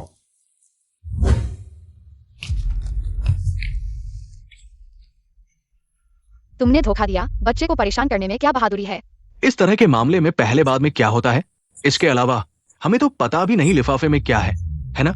तो मैंने तुम्हें कैसे परेशान किया? बच्चे, एक बच्चे को परेशान करने में क्या बहादुरी है? क्या मैं तुम्हें हमेशा ऐसा ही सिखाता हूँ? मुखिया की जिम्मेदारी संभालना बड़ा मामला है। सबसे पहले काबिलियत ही मायने रखती है। मुझे लगता है तुम पक्षपात कर रहे हो। पूर्व शहर की पहाड़ी। दूसरे भाई, तुम्हें तो खजाना मिल गया इस पहाड़ी इलाके में। यहां बहुत से विद्वान और कवि रहते थे छिपकर। मास्टर वांग रुआन के हस्तलिखित नोट्स यही मिले थे, करोड़ों के मूल्य के। अगर तुम्हारी किस्मत अच्छी हो, शायद शेन परिवार के पूर्वजों का खजाना भी मिल जाए। देफू ने ठीक कहा, वो जंगल शेन परिवार के पूर्वजों की शरण स्थली थी। कुछ हद तक एक सभ्य और सांस्कृतिक जगह है, अगर ठीक से संभाला जाए। अच्छा नतीजा भी मिल सकता है। धन्यवाद पापा।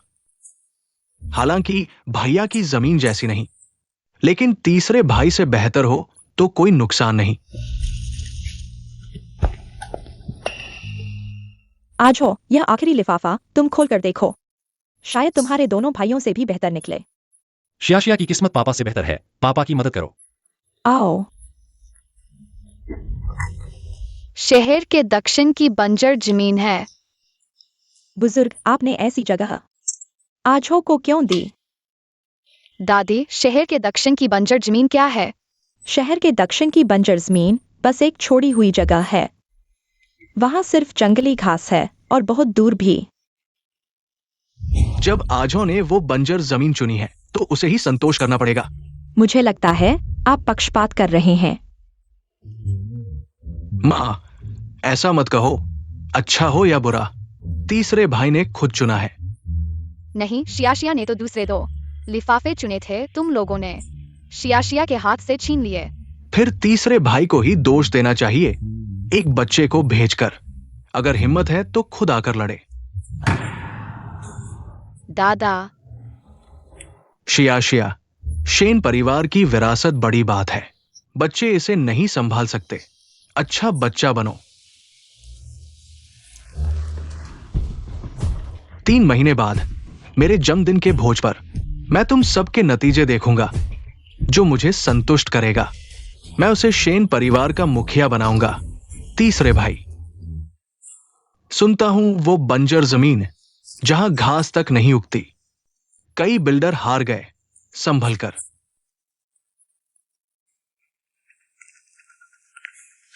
शायद यह पापा की परीक्षा है। कैसे भी हो, शिया पापा की मदद करेगा। यह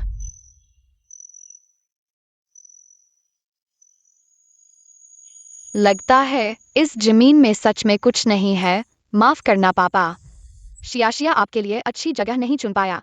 कोई बात नहीं, यह शियाशिया की गलती नहीं। जब तक शियाशिया साथ है, कोई भी शुरुआत पापा बदल सकते हैं।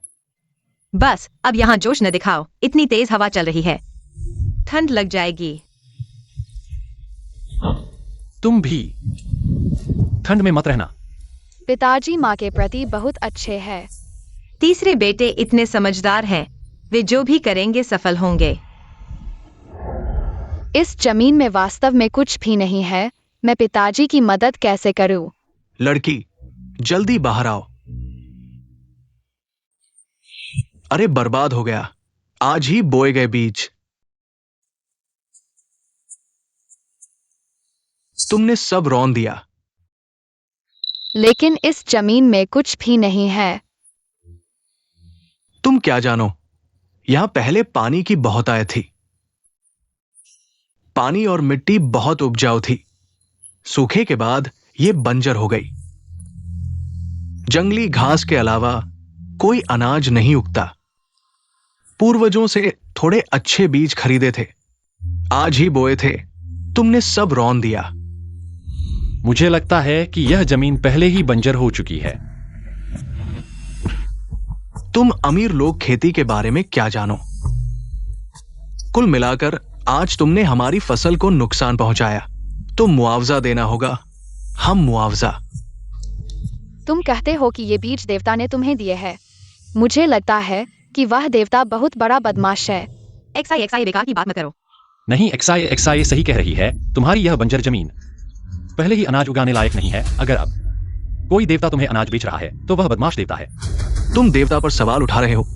मुझे फर्क नहीं पड़ता कि तुम शेन परिवार हो या वांग परिवार। तुम हमारे गांव के विकास में बाधा डाल रहे हो। तुम्हें जिम्मेदारी लेनी होगी।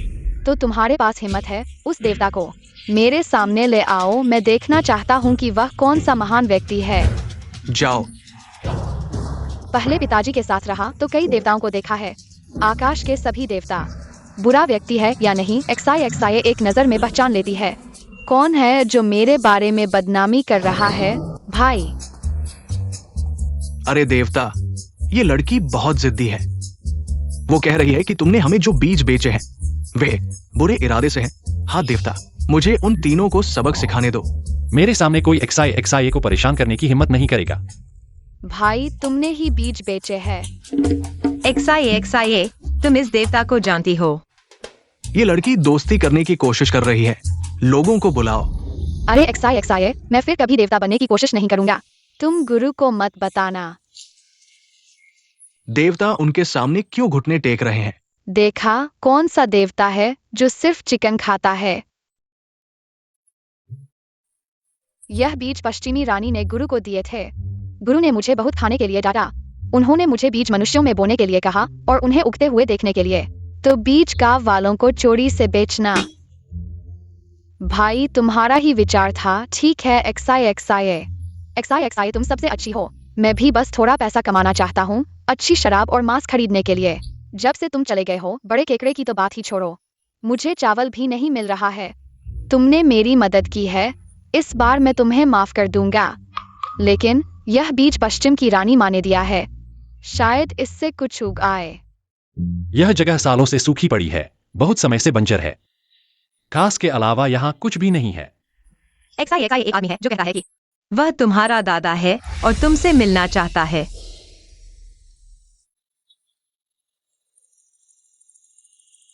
गुरु।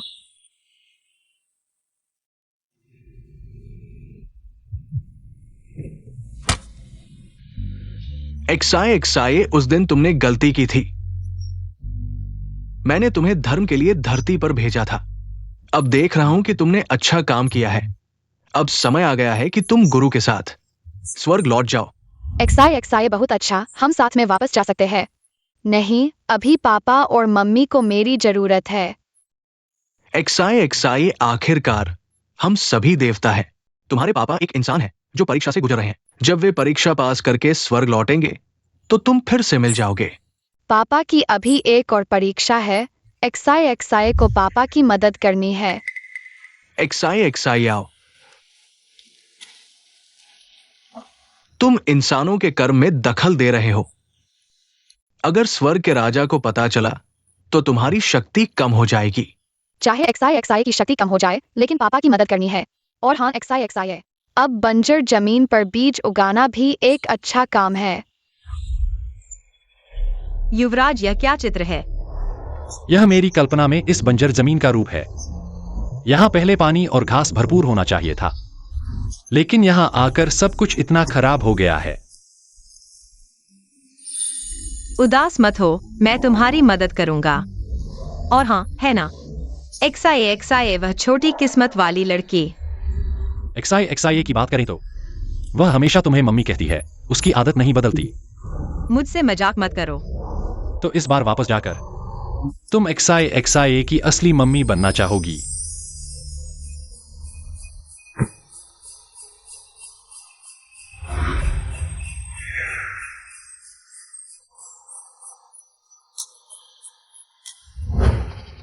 XI गुरु के साथ मत जाओ। XI पापा के साथ रहना चाहती है। भाई, तुम भी मेरी तरफ से बोलो म।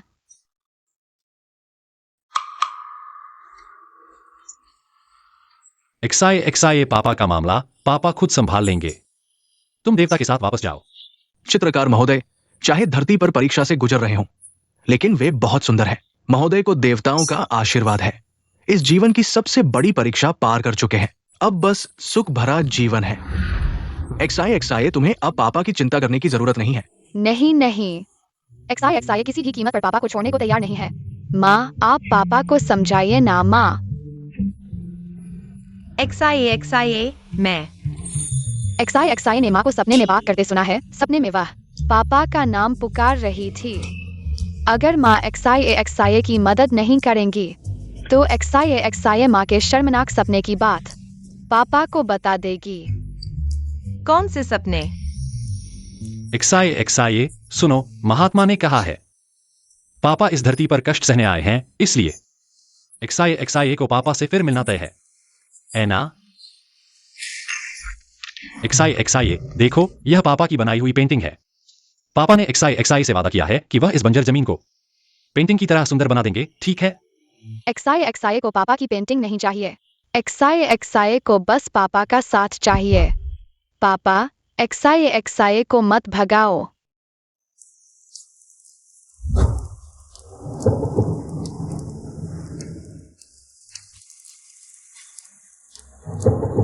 बारिश हो रही है।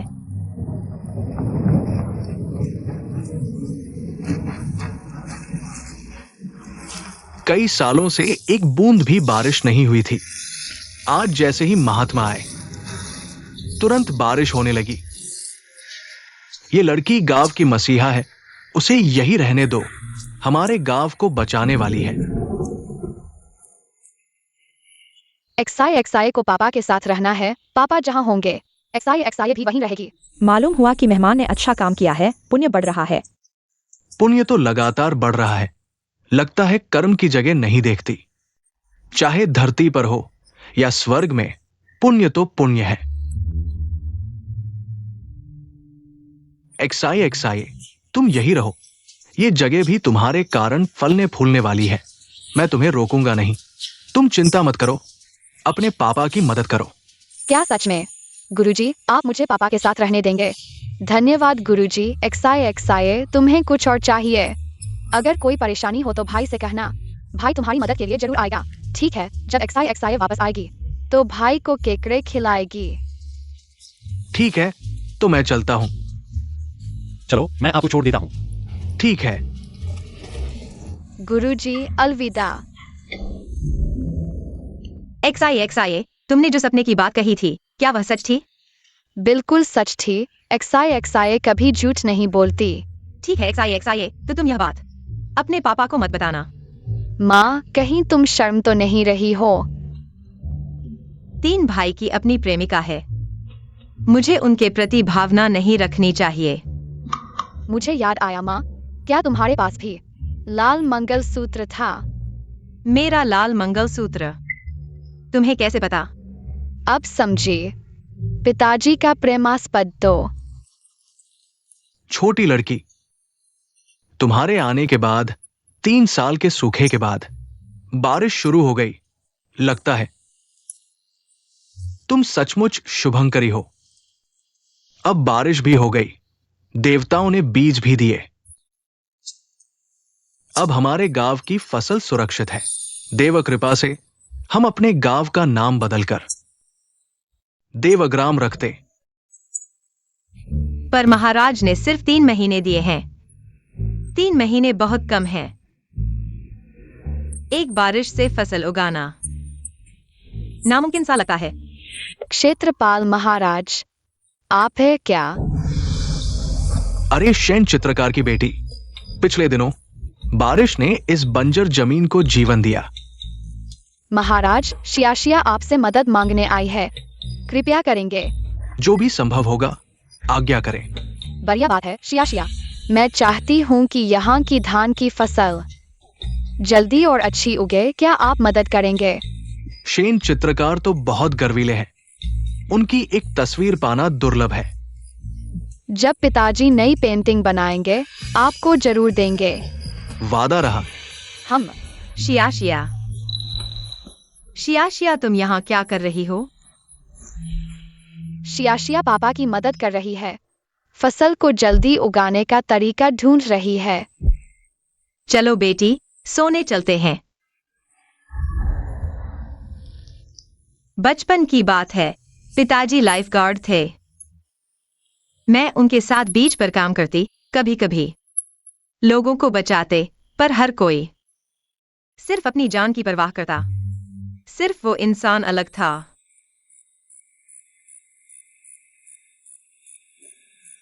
जी उठा, जी उठा। मेरा पेंटिंग किट कहाँ है? जान बची नहीं थी। तुम्हें अभी भी पेंटिंग की पड़ी है? मेरी पेंटिंग पानी में कैसे गिर गई? एक पेंटिंग के लिए जान से ज्यादा अहमियत। ये कोई होमवर्क है क्या? मेरे पास 2 मंगलसूत्र है, तुम्हें एक दे देता हूँ। इससे तुम्हारा होमवर्क पूरा हो जाएगा। वो भी उस चित्रकार की तरह पागल था, इसलिए मैंने उस लड़के की याद आ जाती है जिसे मैंने बचाया था।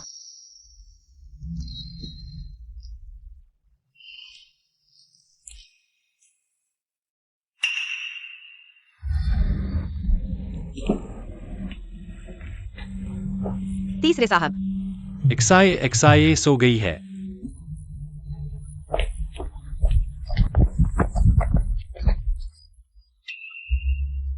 माफ कीजिए तीसरे साहब, वह सिर्फ एक मजाक था। एक्साई मुझे माँ कहकर बुलाती रही। मैं उसके साथ कुछ नहीं कर सकता।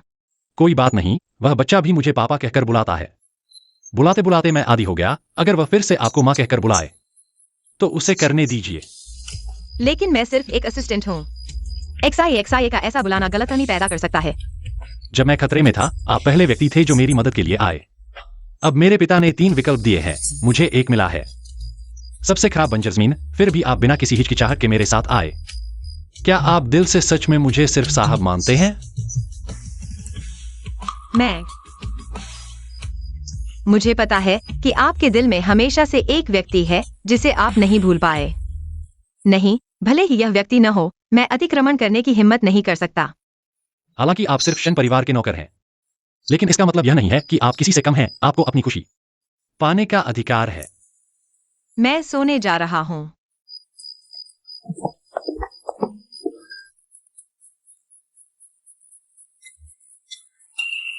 जिस लड़की ने मुझे मिलनसारिता का ताबीज दिया, भले ही वह मेरी जान बचाने वाली थी, लेकिन सिर्फ एक अस्पष्ट आशा की प्रतीक्षा में वास्तविकता में मौजूद लोगों को छोड़ देना, क्या यह सही है?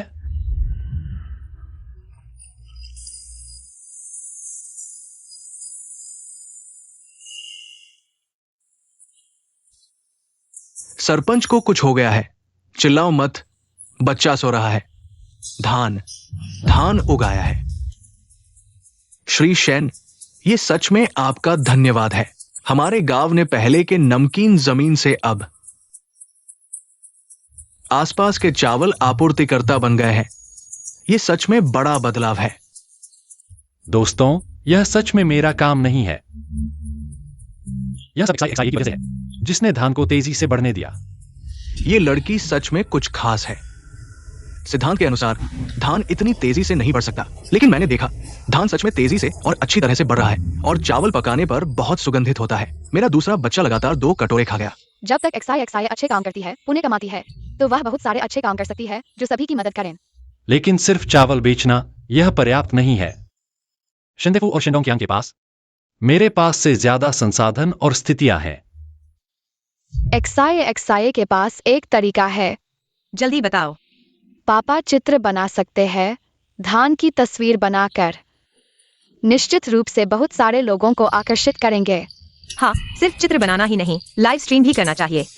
लाइव स्ट्रीम करते हुए सामान बेचें और चित्र बनाएं, तब नाम और तेजी से फैल जाएगा।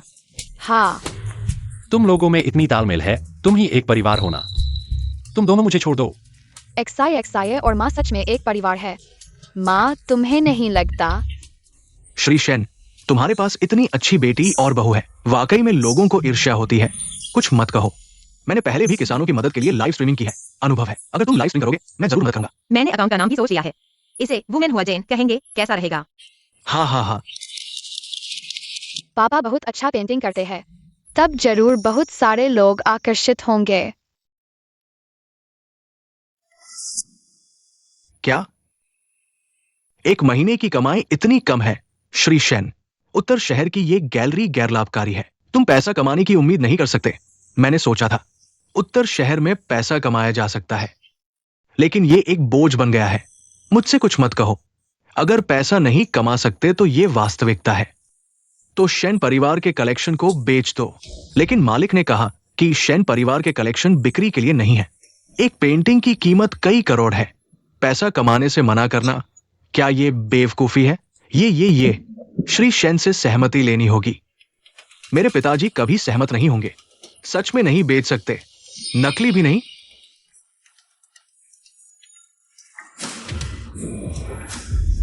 वुमेन हुआ जेन, लाखों फॉलोअर्स हैं, पता नहीं उनकी पेंटिंग कीमती है या नहीं। पापा की पेंटिंग बहुत अच्छी है। XI को 1 2। तुम्हारे पापा ने तुम्हें इतना कुछ दिया है, अभी भी कम है। माँ को भी चाहिए। माँ के लिए एक पेंटिंग बनाओ, बिल्कुल वैसा ही होना चाहिए। तुम दोनों मुझे इंसान ही नहीं समझते। खेतों में सोना बहता है, धान हिलता है, कविता की हवा आसमान तक ले जाती है। यह XI थी जिसने इस गांव में बारिश लाई। यह पेंटिंग पहले XI यूनियन को दो। मैं तुम्हारे लिए बाद में बनाऊंगा। धन्यवाद तीसरे बेटे। धन्यवाद पापा। XI ने भूमि देवता से वादा कर लिया है। यह पेंटिंग भूमि देवता को दो, जल्दी करो। अब माँ की पेंटिंग बनाने का समय है। छोटी लड़की, तुम सच में अपने पापा को सांस लेने नहीं देती। यह मैंने खुद बनाया है, तुम लोग चखो। माँ ने खुद बनाया है, जरूर स्वादिष्ट होगा।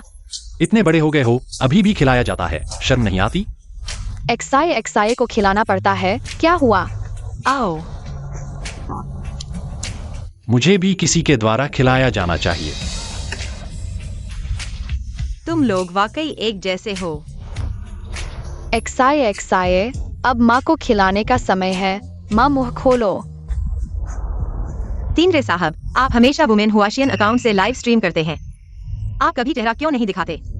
मैं लाइव स्ट्रीम इसलिए करता हूं ताकि इस जगह की प्रसिद्धि बढ़े, इस बंजर जमीन को सांस्कृतिक महत्व दें। इसलिए चेहरा दिखाना या न दिखाना कोई मायने नहीं रखता। श्री शेन, आप बहुत विनम्रता से बोल रहे हैं। आपकी पेंटिंग्स अब ऑनलाइन बहुत प्रसिद्ध हो गई हैं। हमारे गांव में बहुत से पर्यटक आपके नाम से आते हैं। सब XI की वजह से है। XI ने चावल को बेहतर बनाया है। चावल की बिक्री भी बेहतर हो गई है पहले की तुलना में। यह पूरी तरह से अलग है। यह सब पापा और माँ की वजह से है। मेरे लिए एक और पेंटिंग बनाओ।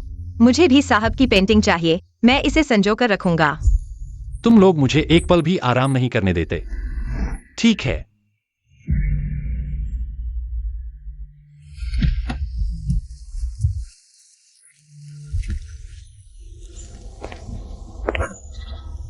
अभी आए और दुश्मन से मिल गए। ये कैसा संयोग है? सुना है तुम वुमेन हुआशियन को ढूंढ रहे हो। मैंने सुना है कि कोई है जो वुमेन हुआशियन की शैली की नकल करता है, इस इलाके में स्केच बनाता है। ऑनलाइन एक पेंटिंग लाखों में बिकती है। तुम्हारी इस बेकार जगह को वुमेन हुआशियन की वजह से फायदा हो रहा है। क्या लाखों में बिक सकता है? मैं तो बस पेंटिंग बनाने में व्यस्त था। मुझे नहीं पता था कि अब बाजार इतना लाभदायक हो गया है। किस स्तर तक? पापा, हम मशहूर हो गए हैं। क्यों डर गए? सुनो, जब मैं हुआशन को ढूंढ लूंगा और उसकी प्रचार करूंगा, लाखों की बात छोड़ो, करोड़ों अरबों की बात होगी, आसानी से। वह हमारी तारीफ कर रहा है। चलो सड़क किनारे पेंटिंग बेचते हैं। एक्साई, बकवास मत करो, तुम लालची हो। चाहे देवता पापा की पेंटिंग पसंद करें या इंसान पापा की पेंटिंग पसंद करें, अगली बार मेरे लिए ज्यादा पेंटिंग बनाना। हाँ ठीक है। मैं वुमेन हुआशन की बात कर रहा हूं, उसका इससे क्या लेना देना है? मैं इस बार एक उद्देश्य के साथ आया हूं। अगर मैं हुआशन को नहीं देख पाया तो आज नहीं जाऊंगा। मुझे पता है हुआशियन कहाँ है, मैंने उसे देखा है। मैं तुम्हें उसके पास ले जाऊंगा। तुमने हुआशन को देखा है? हुआशन कहाँ है? दूर आसमान में, पास आंखों के सामने। बेकार हो गए हो, खाते ही रहते हो। खाना बंद करो, खाना बंद करो। मारना बंद करो, मारना बंद करो। ये हमारे गांव में उगाया गया चावल है। मेरा बेटा दिन में कई कटोरे खा सकता है। मुझे लगता है कि ये लड़का भूखा हो गया है, इसलिए मैंने उसके लिए एक कटोरा पकाया। इन सब्जियों के साथ खाना बिल्कुल सही है। कुछ कर दिखाओ। क्या हो रहा है? बस खाने में लगे हो। चित्रकार फिर से कोई चित्र खरीदने आया है। इस बार उन्होंने अच्छी कीमत दी है। चित्रकार कौन है? मैंने पहले ही कहा था, दूर आसमान में, पास आंखों के सामने। तुम कह रहे हो कि वह चित्रकार है? बचपन से ही मैंने घर में उसके चित्र देखे हैं। अगर उसमें वो क्षमता होती तो वो पहले ही चित्रकार बन चुका होता। अब तक नहीं, इस टूटे फूटे घर में रह रहा है। बकवास, यह तो बहुत सुंदर है। यह पापा ने मुझे दिया था।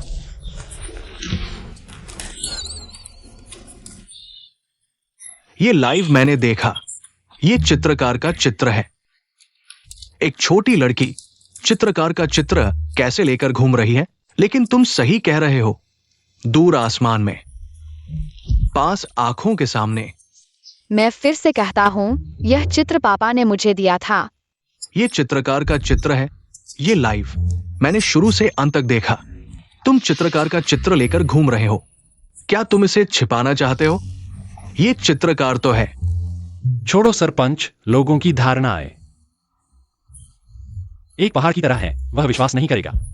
मेरे पास ये चित्र है, इसे प्रचारित करो। उत्तर शहर की कला गैलरी। क्या पैसा कमाने से डरते हो? तुम्हें चाहिए तो और भी हैं।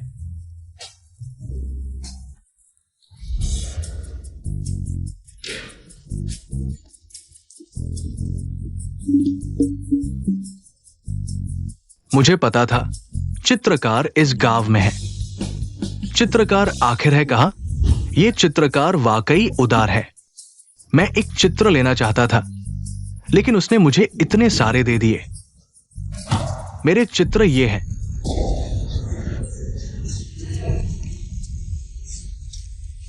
तुम चित्रकार ढूंढ रहे थे ना? ये चित्रकार है। एजू, मैंने कहा था कि तुम्हारे पिता पक्षपाती हैं, तुम्हें इस जगह भेज रहे हैं। कई महीने हो गए हैं। देखो देखो, तुम लोग इतने काले हो गए हो। दादी, मैं तुम्हें बहुत याद करती हूँ। दादी एक्साई को याद करी है। एक्साई नहीं है। दादी की कमर कोई नहीं दबाता। वापस जाओ। एक्साई रोज दादी की कमर दबाएगी। बहुत अच्छी लड़की। पिता के जन्मदिन पर मेरे पास ये चित्र होंगे। शेन परिवार का मुखिया बनना बस समय की बात है। सुनो, जब मैं शेन परिवार का मुखिया बनूंगा, तुम सोचते हो तुम शेन परिवार में रह पाओगे? शेन परिवार के मुखिया को कुछ पेंटिंग्स के बदले मिल जाएंगे। क्या यह मुखिया इतना सस्ता है? फिर भी ये तुमसे बेहतर है जो चावल बेचता है। इन कुछ महीनों में इस खराब जगह में रहकर तुम चाहे जितना चावल बेचो, मेरी छोटी उंगली के बराबर भी नहीं होगा। तुम क्या कह रहे हो? क्या मेरा घर खराब जगह है? तुम सभी गांव वाले एक एक करके आलसी और खाने के शौकीन हो। इस जीवन में तुम सिर्फ इस तरह की खराब जगहों में रह सकते हो और खराब खाना खा सकते हो। मैं देख रहा हूं कि तुम्हारा बेटा अच्छा खा रहा है। खाना बंद करो। मुझे एक और खाने दो। चलो चलो, तुम जल्दी जाओ। लाओ सान, मैं तुम्हें बता दूं, शेन परिवार के मुखिया का पद जल्द ही मेरा होगा। मैंने उसे पहले ही बता दिया था कि मेरे पिता पेंटिंग के जादूगर है, लेकिन उसने विश्वास नहीं किया। और हाँ, तुम दोनों यहाँ रहने में आदत डाल पाए हो। हम यहाँ बहुत खुश है, हमें कोई कष्ट नहीं हुआ। कष्ट नहीं हुआ? तुम इतने पतले हो गए हो। माँ, जब से मैं यहाँ आया हूँ, मैंने देखा कि गांव वाले अपने बल पर जी रहे हैं, अपनी क्षमता से अपना घर बना रहे हैं। मैंने सोचा मुझे जल्दी से घर वापस जाना चाहिए और परिवार की प्रतिष्ठा को फिर से स्थापित करना चाहिए। और हाँ, तुम्हारे पिता का जन्मदिन जल्द ही है। इस बार मैं तुम्हें लेने के लिए विशेष रूप से आया हूँ। यह जगह पैसे कमाने के लिए नहीं है, लेकिन कोई बात नहीं। अगर तुम्हारे पिता इस बार फिर तुम्हें परेशान करेंगे तो मैं उन्हें बर्दाश्त नहीं करूंगा। हुर्रे हुर्रे, घर चलते हैं। रुको पेंटिंग जादूगर, अभी किसी ने बड़ी कीमत दी है तुम्हारी पेंटिंग खरीदने के लिए। क्या? सुना है कि एक रहस्यमय व्यक्ति तुम्हारी गैलरी में गया है और सभी पेंटिंग्स खरीद ली है। यह व्यक्ति कौन है? कहीं यह कोई पेंटिंग व्यापारी तो नहीं जिसका इरादा अच्छा नहीं है? हालांकि हमारे चावल और पर्यटन से आय पर्याप्त है, लेकिन यह वास्तव में एक अप्रत्याशित आय है। जब मैं इस व्यक्ति को ढूंढ लूंगा, मैं उसे धन्यवाद जरूर दूंगा। वह निश्चित रूप से पिताजी का प्रशंसक है। पिताजी के इतने सारे प्रशंसक है। XI तीसरे बेटे की सबसे बड़ी प्रशंसक है ना? माँ सही कह रही है। माँ, माँ, XI, वह अक्सर कुछ अजीब बातें कहती है। वह हमेशा कहती है यूनियन उसने बनाया है, लेकिन वह वास्तव में एक अच्छी लड़की है। माँ, अरे बेटे, तुम्हारी उम्र भी अब कम नहीं है। शादी के बारे में सोचना चाहिए। मैं जानता हूँ। यूनियन तुम्हारे साथ इतने लंबे समय से है और वह जानती है कि तुम्हारे बारे में सब कुछ। उसका स्वभाव भी अच्छा है। मुझे लगता है कि XI भी उसे पसंद करती है हमारे परिवार में। माँ, जरूरी नहीं कि सामाजिक हैसियत बराबर हो। वह मुझे बहुत अच्छी लगती है। अरे मैं जानती हूँ, तुम्हारा दिल आज भी उस बचपन वाली बच्ची में है जिसने तुम्हारी जान बचाई थी ना। सोचो, इतने साल हो गए, तुमने उसे फिर कभी देखा तक नहीं। क्या पता वह शादीशुदा हो चुकी हो? क्या इसी तरह बेवजह इंतजार करते रहोगे? माँ, आप सही कह रही हैं। इतने साल इंतजार किया, मिली नहीं। अब आगे इंतजार बेकार है। बस फिलहाल मुझे परिवार के मुखिया का पद पहले संभालना है। पापा की जन्मदिन पार्टी खत्म होते ही मैं यूनियन से साफ साफ बात करूंगा। हाँ, अच्छी तैयारी करनी चाहिए। माँ, चलिए मैं आपको आराम करने ले चलूं। अच्छा चलो बेटा।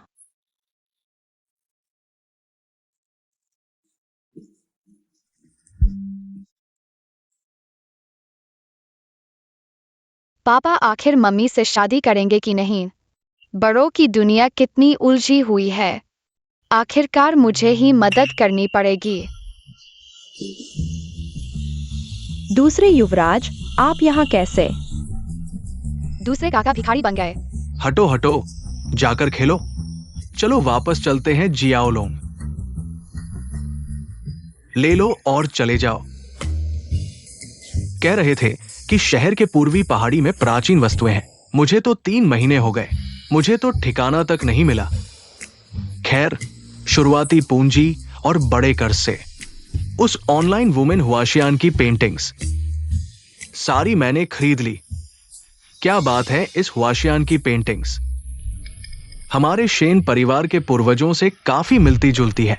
अगर नकली को असली बनाकर विदेश बेच दें तो मैं मोटा मुनाफा कमा सकता हूं ना।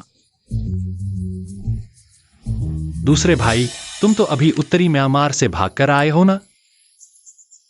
तीसरे, सुन लो, हालांकि मेरा छोटा बेटा विदेश में है, अभी लौट नहीं सकता, लेकिन शेन परिवार के मुखिया का पद आखिरकार मेरा ही होगा। दूसरे भाई, तुम जल्दबाजी कर रहे हो। तुम लोग जानते हो मेरे पास क्या है। सुनकर तुम्हारी हालत खराब हो जाएगी। अरे बाप रे, डर गया मैं तो। बड़े भाई, मैं बहुत डर गया हूं, बहुत डर। तुम्हारा बड़ा भाई वो नाकारा आर्ट गैलरी तोड़कर रियल एस्टेट बनाना चाहता है। हमारे शेन परिवार की संपत्ति उसके हाथों कैसे बर्बाद होने दूं? मैंने तो वह जमीन पहले ही खरीद ली है। सोचा था अगर शहर के दक्षिण का बंजर भूमि प्रोजेक्ट फेल होता तो यह जमीन तुम्हें दे दूंगा, पर अब तो लगता है अब उसकी जरूरत नहीं रही। इस बार तो खैर जिया मेरे साथ थी। अगर जिया नहीं होती तो मैं भी अंधेरे में टटोल रहा होता। उत्तरी शहर की वह गैलरी तो मुनाफे के लिए नहीं बनी थी, वह तो हमारे शेन परिवार के पूर्वजों की विरासत को संजोने के लिए बनी थी। अब तो सिर्फ शेन परिवार की पेंटिंग्स ही नहीं, बल्कि कई पुरावशेष भी विदेशों में बिखरे पड़े हैं। अगर मैं उन सबको वापस ला सका तो मैं उन्हें उत्तरी शहर के म्यूजियम में रखूंगा। यह सब मैं परिवार के मुखिया बनने के लिए नहीं कर रहा, बल्कि देश की सांस्कृतिक धरोहर को विदेशों में बिखरने से बचाने के लिए कर रहा हूं। आज शेन बाबू का 70वां जन्मदिन है। सुनने में आया है कि शेन परिवार का उत्तराधिकारी चुना जाएगा। मेरे ख्याल से सिर्फ बड़े और दूसरे बेटे की ही उम्मीद है। सुनने में आया है कि तीसरा बेटा बीमार रहता है। ऐसा इंसान परिवार का मुखिया कैसे बन सकता है? हाँ, सही कहा। सब बैठ जाओ। बैठो। मेरे जन्मदिन पर आने के लिए आप सभी का शुक्रिया। शायद सबको पता होगा, आज की इस पार्टी में मैं अगले शेन परिवार के मुखिया का फैसला करूंगा।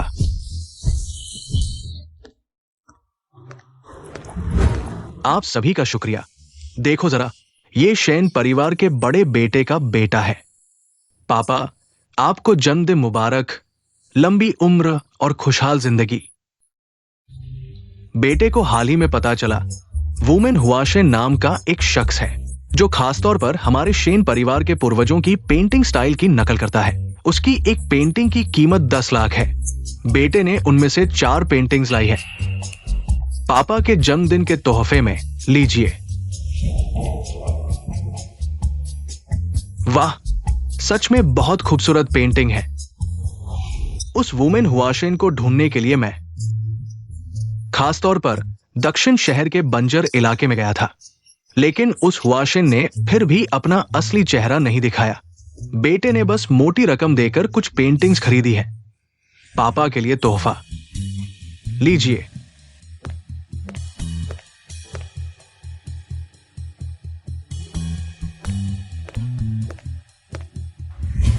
इन पेंटिंग्स की लाइनें बहुत साफ है, बहुत गहरी भावना है।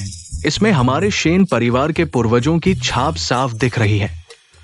तुमने दिल से सोचा, ये पेंटिंग्स मुझे एक पैसा भी नहीं पड़ी। जब मैं मुखिया बनूंगा तो इन्हें बेचकर अच्छा खासा मुनाफा कमा सकता हूं। भैया, सिर्फ 4 पेंटिंग्स ही लाए हो, इतना शोर मचाने की क्या जरूरत है? बहुत घमंड हो गया है तुम्हें।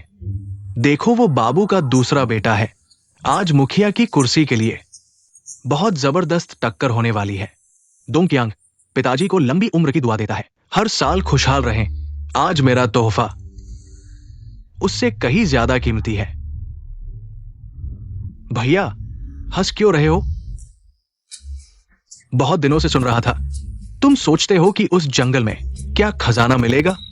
रोज वही घुसा रहता है, धूप में जलकर काला पड़ गया हो, लेकिन आखिर में कोई खजाना नहीं मिला। भैया, मुखिया की कुर्सी योग्य व्यक्ति को सौंपना होगा, परिवार की संपत्ति को बचाना होगा, ये जानना होगा कि कैसे पैसे से पैसा कमाया जाए। क्या तुमने वो पहाड़ी बेच दी? क्या तुमने शेन परिवार की संपत्ति बेच दी? पापा, उस पहाड़ी को 30 लाख में बेच दिया, लेकिन आप चिंता न करें, जल्द ही 3 करोड़ आ जाएंगे और फिर 30 करोड़। एक पहाड़ी को वापस लेना बस एक इशारे की बात है। इसका क्या मतलब है? पापा, मैंने पहाड़ी बेचकर जो पैसा कमाया और मेरी बचत, वुमेन हुआक्सिन की सभी पेंटिंग्स खरीद ली है। अब विदेश में खरीदार तैयार है। जैसे ही खरीदार पेंटिंग्स लेगा, मेरे 30 करोड़ तुरंत आ जाएंगे। तुमने पेंटिंग्स विदेश में बेच दी। लियू किंग्या के साथ मिलकर नकली पेंटिंग्स की तस्करी करने वाला तुम हो। ये तीसरा बेटा नहीं है। कहा जाता था कि वो बीमार है। ये मुझसे ज्यादा तंदुरुस्त कैसे है? मुझे लगता है कि ये तीसरा बेटा काफी सुंदर है। देखो उस छोटी लड़की को, कितनी प्यारी है। प्यारी होने से क्या फायदा? मेरे ख्याल से परिवार के मुखिया की सीट लड़के के लिए ही बेहतर है। विदेश में बेचने से क्या फर्क पड़ता है? ये सिर्फ एक नेट स्टार की पेंटिंग है, ये कोई पुरातन वस्तु नहीं है। तुम्हारे खरीदार की जानकारी मेरे पास है। कुछ महीने पहले लियू किंग्या का खरीदार और तुम्हारा खरीदार एक ही व्यक्ति है। लियू किंग्या अकेले तस्करी नहीं कर सकती। तुम उसकी साथी हो, है ना? वह पेंटिंग फिशरमैन फिशिंग जब प्रदर्शनी में भेजी जा रही थी, तुमने उसे चुरा लिया और एक नकली पेंटिंग के साथ बदल दिया। यह पहली बार नहीं है ना? डोंकिया, वो सच कह रहा है। ये सच है। पापा, उसकी बात मत सुनो। सिर्फ एक ही खरीदार होने से क्या साबित होता है? जब मैं मुखिया बनूंगा तो ऐसी घटनाओं को रोक दूंगा। मेरा शेन परिवार पेंटिंग्स के लिए प्रसिद्ध है। ऐसी चोरी की घटना होने पर क्या लोग हमें मजाक नहीं समझेंगे? शर्म की बात है। तीसरा बेटा, तुम अभी मुखिया नहीं बने हो और पहले से ही भविष्य की बातें कर रहे हो। पापा ने कहा था कि मुखिया की सीट पाने के लिए उन्हें उनके जन्मदिन पर खुश करना होगा। तुम्हारा वो बेकार चावल का खेत सब बेच दो तो कितना पैसा मिलेगा? पापा, उस जमीन की कीमत की बात न करें। आपके बच्चों में से सिर्फ एजू ही ईमानदारी से आपकी इच्छा के अनुसार उस बंजर जमीन को अब इस स्थिति में लाया है। सिर्फ चावल के खेत ही नहीं, बल्कि कई लोग वुमेन हुआक्सियन के नाम पर पर्यटन के लिए आ रहे हैं।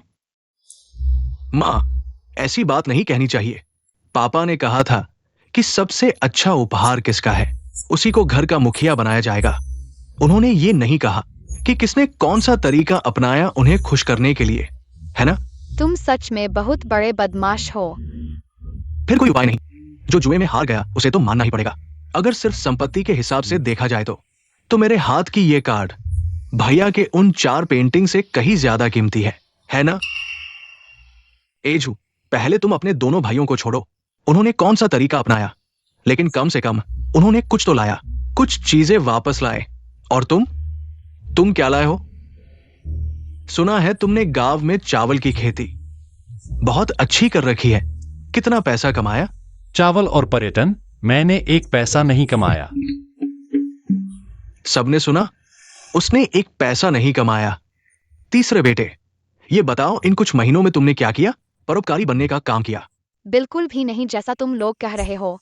तीसरे भाई, तुम इस छोटी सी लड़की के भरोसे तो नहीं पापा को खुश करने की सोच रहे हो ताकि पापा तुम्हें घर की संपत्ति दे दे? ये तीसरे बेटे साहब सच में किसी काम के नहीं, बिल्कुल किसी काम के नहीं। ये मुखिया की सीट आज या तो दूसरे बेटे की होगी या फिर बड़े बेटे की। महोदय, कृपया देखिए। XI और बेटे साहब की मेहनत से ही पहले की बंजर जमीन आज ऐसी हो गई है, हरी भरी शक्ल में, और अब तो शहर के दक्षिण हिस्से में बन गया है मशहूर पर्यटन स्थल। तो क्या हुआ? पापा ने कहा था सिर्फ 3 महीने की परीक्षा अवधि। तुम चाहे उस जमीन को घेर कर पैसे के लिए बेचो तो भी कितना बेच पाओगे? चावल का पैसा हो या पर्यटन का पैसा। तीसरे बेटे साहब ने एक पैसा नहीं लिया। उन्होंने पैसा गांव वालों के लिए छोड़ दिया। कहा कि गांव वाले अपने गांव की अर्थव्यवस्था विकसित करें। तुमने इतना सब किया और एक पैसा नहीं कमाया। ये क्या परोपकारी बनने का नाटक कर रहे हो? तीसरे बेटे, हमारे शेन परिवार को चाहिए ताकतवर इंसान, परोपकार करने वाला नहीं। दूसरे भाई ने सही कहा। मैंने वो मुनाफा गांव वालों में बांट दिया। लग रहा था जैसे परोपकार कर रहा हूं, लेकिन मैंने संयोग से एक रकम कमाई, तुम दोनों से 2 गुनी। बस बड़ी बड़ी बातें कर रहे हो। तीसरे भाई, तुमने तो वुमेन हुआशान की सारी पेंटिंग्स खरीद ली क्या? हम तीनों हालांकि एक मां से पैदा नहीं हुए, लेकिन सोचने का तरीका लगभग एक जैसा है। ये जो पेंटिंग मैंने बेची थी वो तुम्हारे पास कैसे? जिस खरीदार ने तुम्हारी पेंटिंग खरीदी उसे पुरावशेष तस्करी के अपराध में पकड़ लिया गया था, इसलिए ये पेंटिंग्स वापस असली मालिक वुमेन पेंटिंग फेरी के पास चली गई। बोनस बात, भैया तुम्हारी ईस्टर्न हिल्स भी मैंने खरीद ली है, अब मेरी है। ये तो हो गई मेरी प्रॉपर्टी। तो क्या एक बेकार पहाड़ी से क्या करोगे? सोना उगाओगे क्या? क्यों नहीं?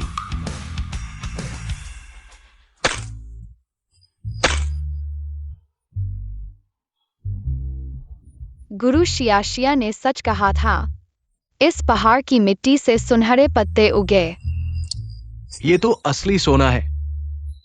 अफसोस, पहले किसी अंधे ने यहां एंटीक चोरी करके इसे बर्बाद कर दिया, सचमुच नष्ट कर दिया।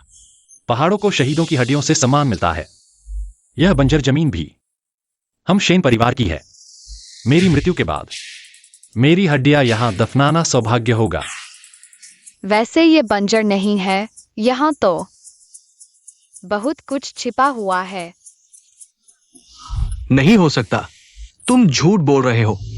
वो वुमेन पेंटिंग फेरी नहीं हो सकता। विश्वास नहीं, साबित कर दिखाता हूँ। पापा, तुमने कहा था अच्छी पेंटिंग्स में आत्मा होती है। शियाशिया को समझने दो। पहले मुझे समझ नहीं आता था, पर अब आ गया।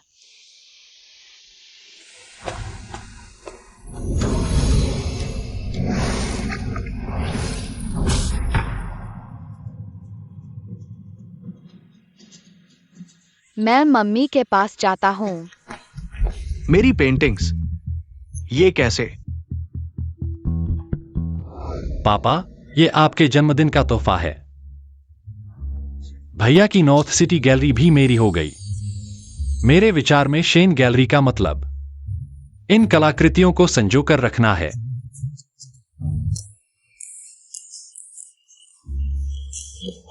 बहुत खूब। सच में मेरा बेटा शेन जियांगो। तीनों में केवल तुमने मेरी मेहनत समझी। शेन परिवार के लिए नाम्यश से ज्यादा जरूरी।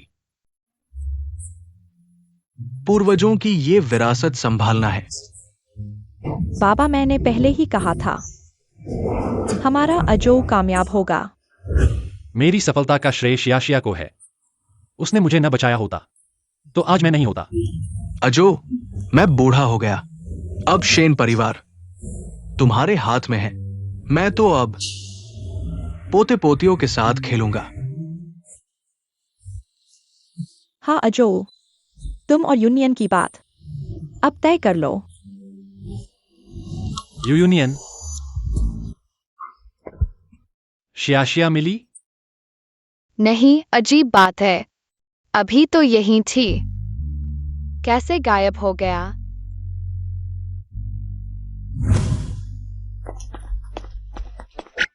दीदी, दीदी, क्या तुमने देखा कि मेरी माँ कहाँ गई? मिस, किसी ने आकर उन्हें अगवा कर लिया। क्या? तुम तो तीसरे बेटे को पसंद नहीं करती थी, फिर यह सब क्यों कर रही हो? पहले शेंशु एक बीमार व्यक्ति था। मैं उसे नीचा समझती थी, लेकिन अभी जो हुआ, मैंने सब देख लिया। अब वह शेन परिवार का मुखिया है। ह्यूमन के चित्रकार, उसकी स्थिति पहले से कहीं बेहतर है। तुम सोचती हो कि एक नौकर होकर भी तुम उस तक पहुंच सकती हो? तुम चोरी से चित्र ले जाना चाहती हो, वह तुम्हें नहीं छोड़ेगा। तुम अब मेरे हाथ में हो। वह मेरे साथ क्या कर सकता है? तुम आखिर करना क्या चाहती हो? तुम्हारी जान के बदले शेन परिवार के सारे चित्र। तुम चोरी से चित्र ले जाना चाहती हो और उन्हें विदेश में बेचना चाहती हो। शेंशु एक भावुक व्यक्ति है। वह कभी सहमत नहीं होगा। विदेश में बहुत सारे खरीदार हैं। सभी भूखे हैं। यूनियन? माँ, ल्यूकिंग या फिर तुम? शेंशु, तुम्हारी औरत मेरे हाथ में है। शेन परिवार के सारे चित्र दे दो, मैं उसे तुम्हें वापस कर दूंगा। नहीं, शिंजू, उसकी बात नहीं सुनो। वे चित्र हमारे पूर्वजों की धरोहर हैं। उन्हें विदेश में नहीं बेचा जा सकता। शेंजू, तुम्हारी औरत ज्यादा महत्वपूर्ण है या तुम्हारा व्यवसाय? तुम अच्छे से सोचो। बुरी औरत हर दिन माँ को अगवा करती रहती है। शेंजू, मेरा धैर्य सीमित है। मैं 3 गिनती गिनूंगा, तुम खुद फैसला करो। 3, 2। यूनियन, सब मेरी गलती है। मुझे तुम्हें स्वर्ग वापस नहीं लाना चाहिए था। तब तुम्हें आकाशीय बिजली का दर्द नहीं झेलना पड़ता। नहीं, एजो, बस तुम और एक्साई को बचाने के लिए मैं कुर्बानी देने को तैयार हूँ। मुझे वादा करो कि तुम उसका अच्छे से ख्याल रखोगे। उसे किसी तरह का दुख नहीं होने देना।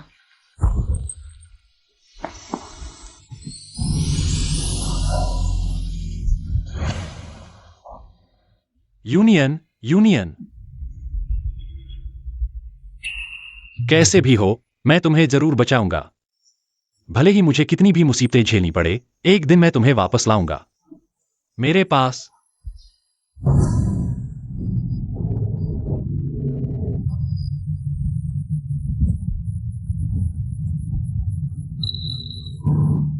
यह एक प्रेम गान है। एनियन, तुम XIA की माँ हो। तुम वही हो जिसे मैं ढूंढ रहा था। क्या? पिताजी वाह, वह सच में माँ है। XIA। तुम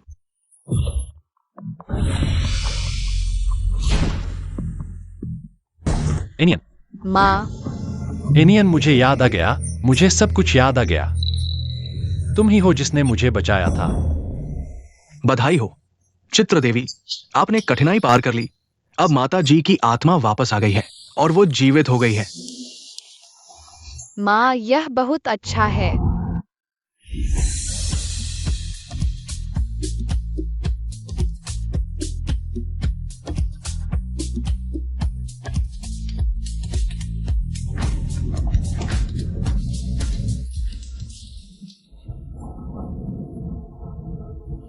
देवता, आपकी जान बचाने के लिए धन्यवाद। अच्छे कर्म करने वाले परिवार को अच्छा फल मिलता है। हमारा ये संबंध है। मुझे इस मदद के लिए आना ही था। देवता, आपका धरती पर आना दुर्लभ है। हमारे स्थानीय व्यंजन चखिए। विशेष व्यंजन। हाँ, बहुत अच्छा। खुशियां और उत्सव आएंगे। जो चाहोगे वो मिलेगा। इसलिए सभी लोग धरती से जुड़े रहते हैं। कृपया।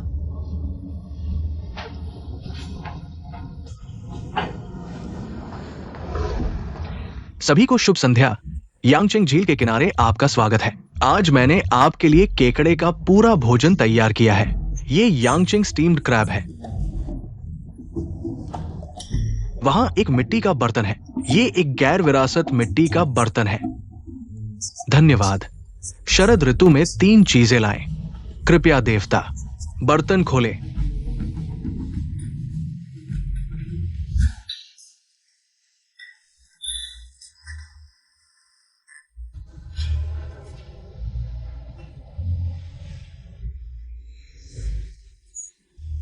आइए,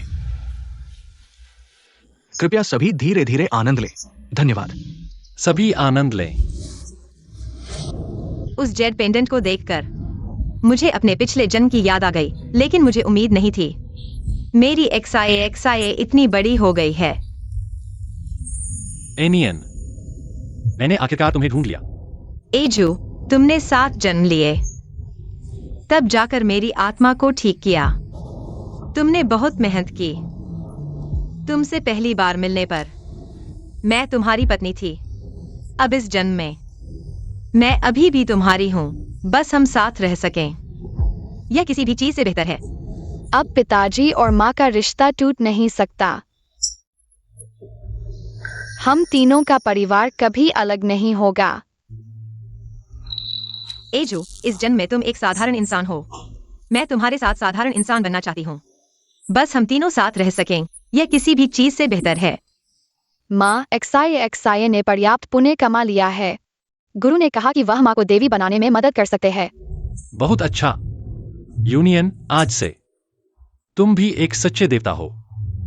हम तीनों हमेशा के लिए एक साथ रहेंगे।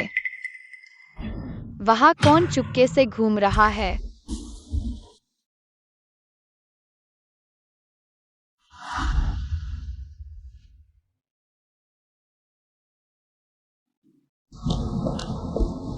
XIA, मैं तुमसे एक बात पूछना चाहता हूँ। क्या बात है? मैं नहीं चाहता कि लोग मुझे मोटा कहें। मुझे अब पता चला है, किसी को बदसूरत कहना वैसे ही है जैसे कोई मुझे मोटा कहता है। दोनों ही बातें दुखदाई है। तुम आखिरकार मान गए। तो क्या तुम अब किसी को बदसूरत कहोगे? नहीं, XIA, तुम मेरी मदद करो। मैं और मोटा नहीं होना चाहता। मैं तुम्हारी मदद नहीं कर सकता। लेकिन शायद एक व्यक्ति है जो तुम्हारी मदद कर सकता है। सच में।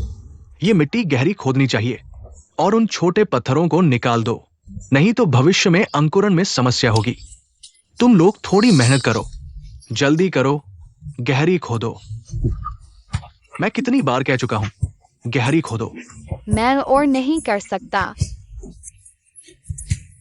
अभी तो कुछ ही देर हुई है और तुम थक गए। मैं तुम्हें बता दूं, भविष्य में इस जमीन से सोना उगेगा। सोने की पत्तियां, सोने की डालियां और सोने का तना, सब तुम्हारा सोना होगा। बेशक, अगर तुम वाकई थक गए हो और ताकत नहीं है तो तुम काम मत करो। आखिरकार सोना मेरे लिए बाहरी चीज है। तुम लोगों को इसकी जरूरत नहीं है। जब तक मैं कर सकता हूँ मैं करूंगा। तो करो। हाँ, करो। हाँ, थोड़ी मेहनत करो।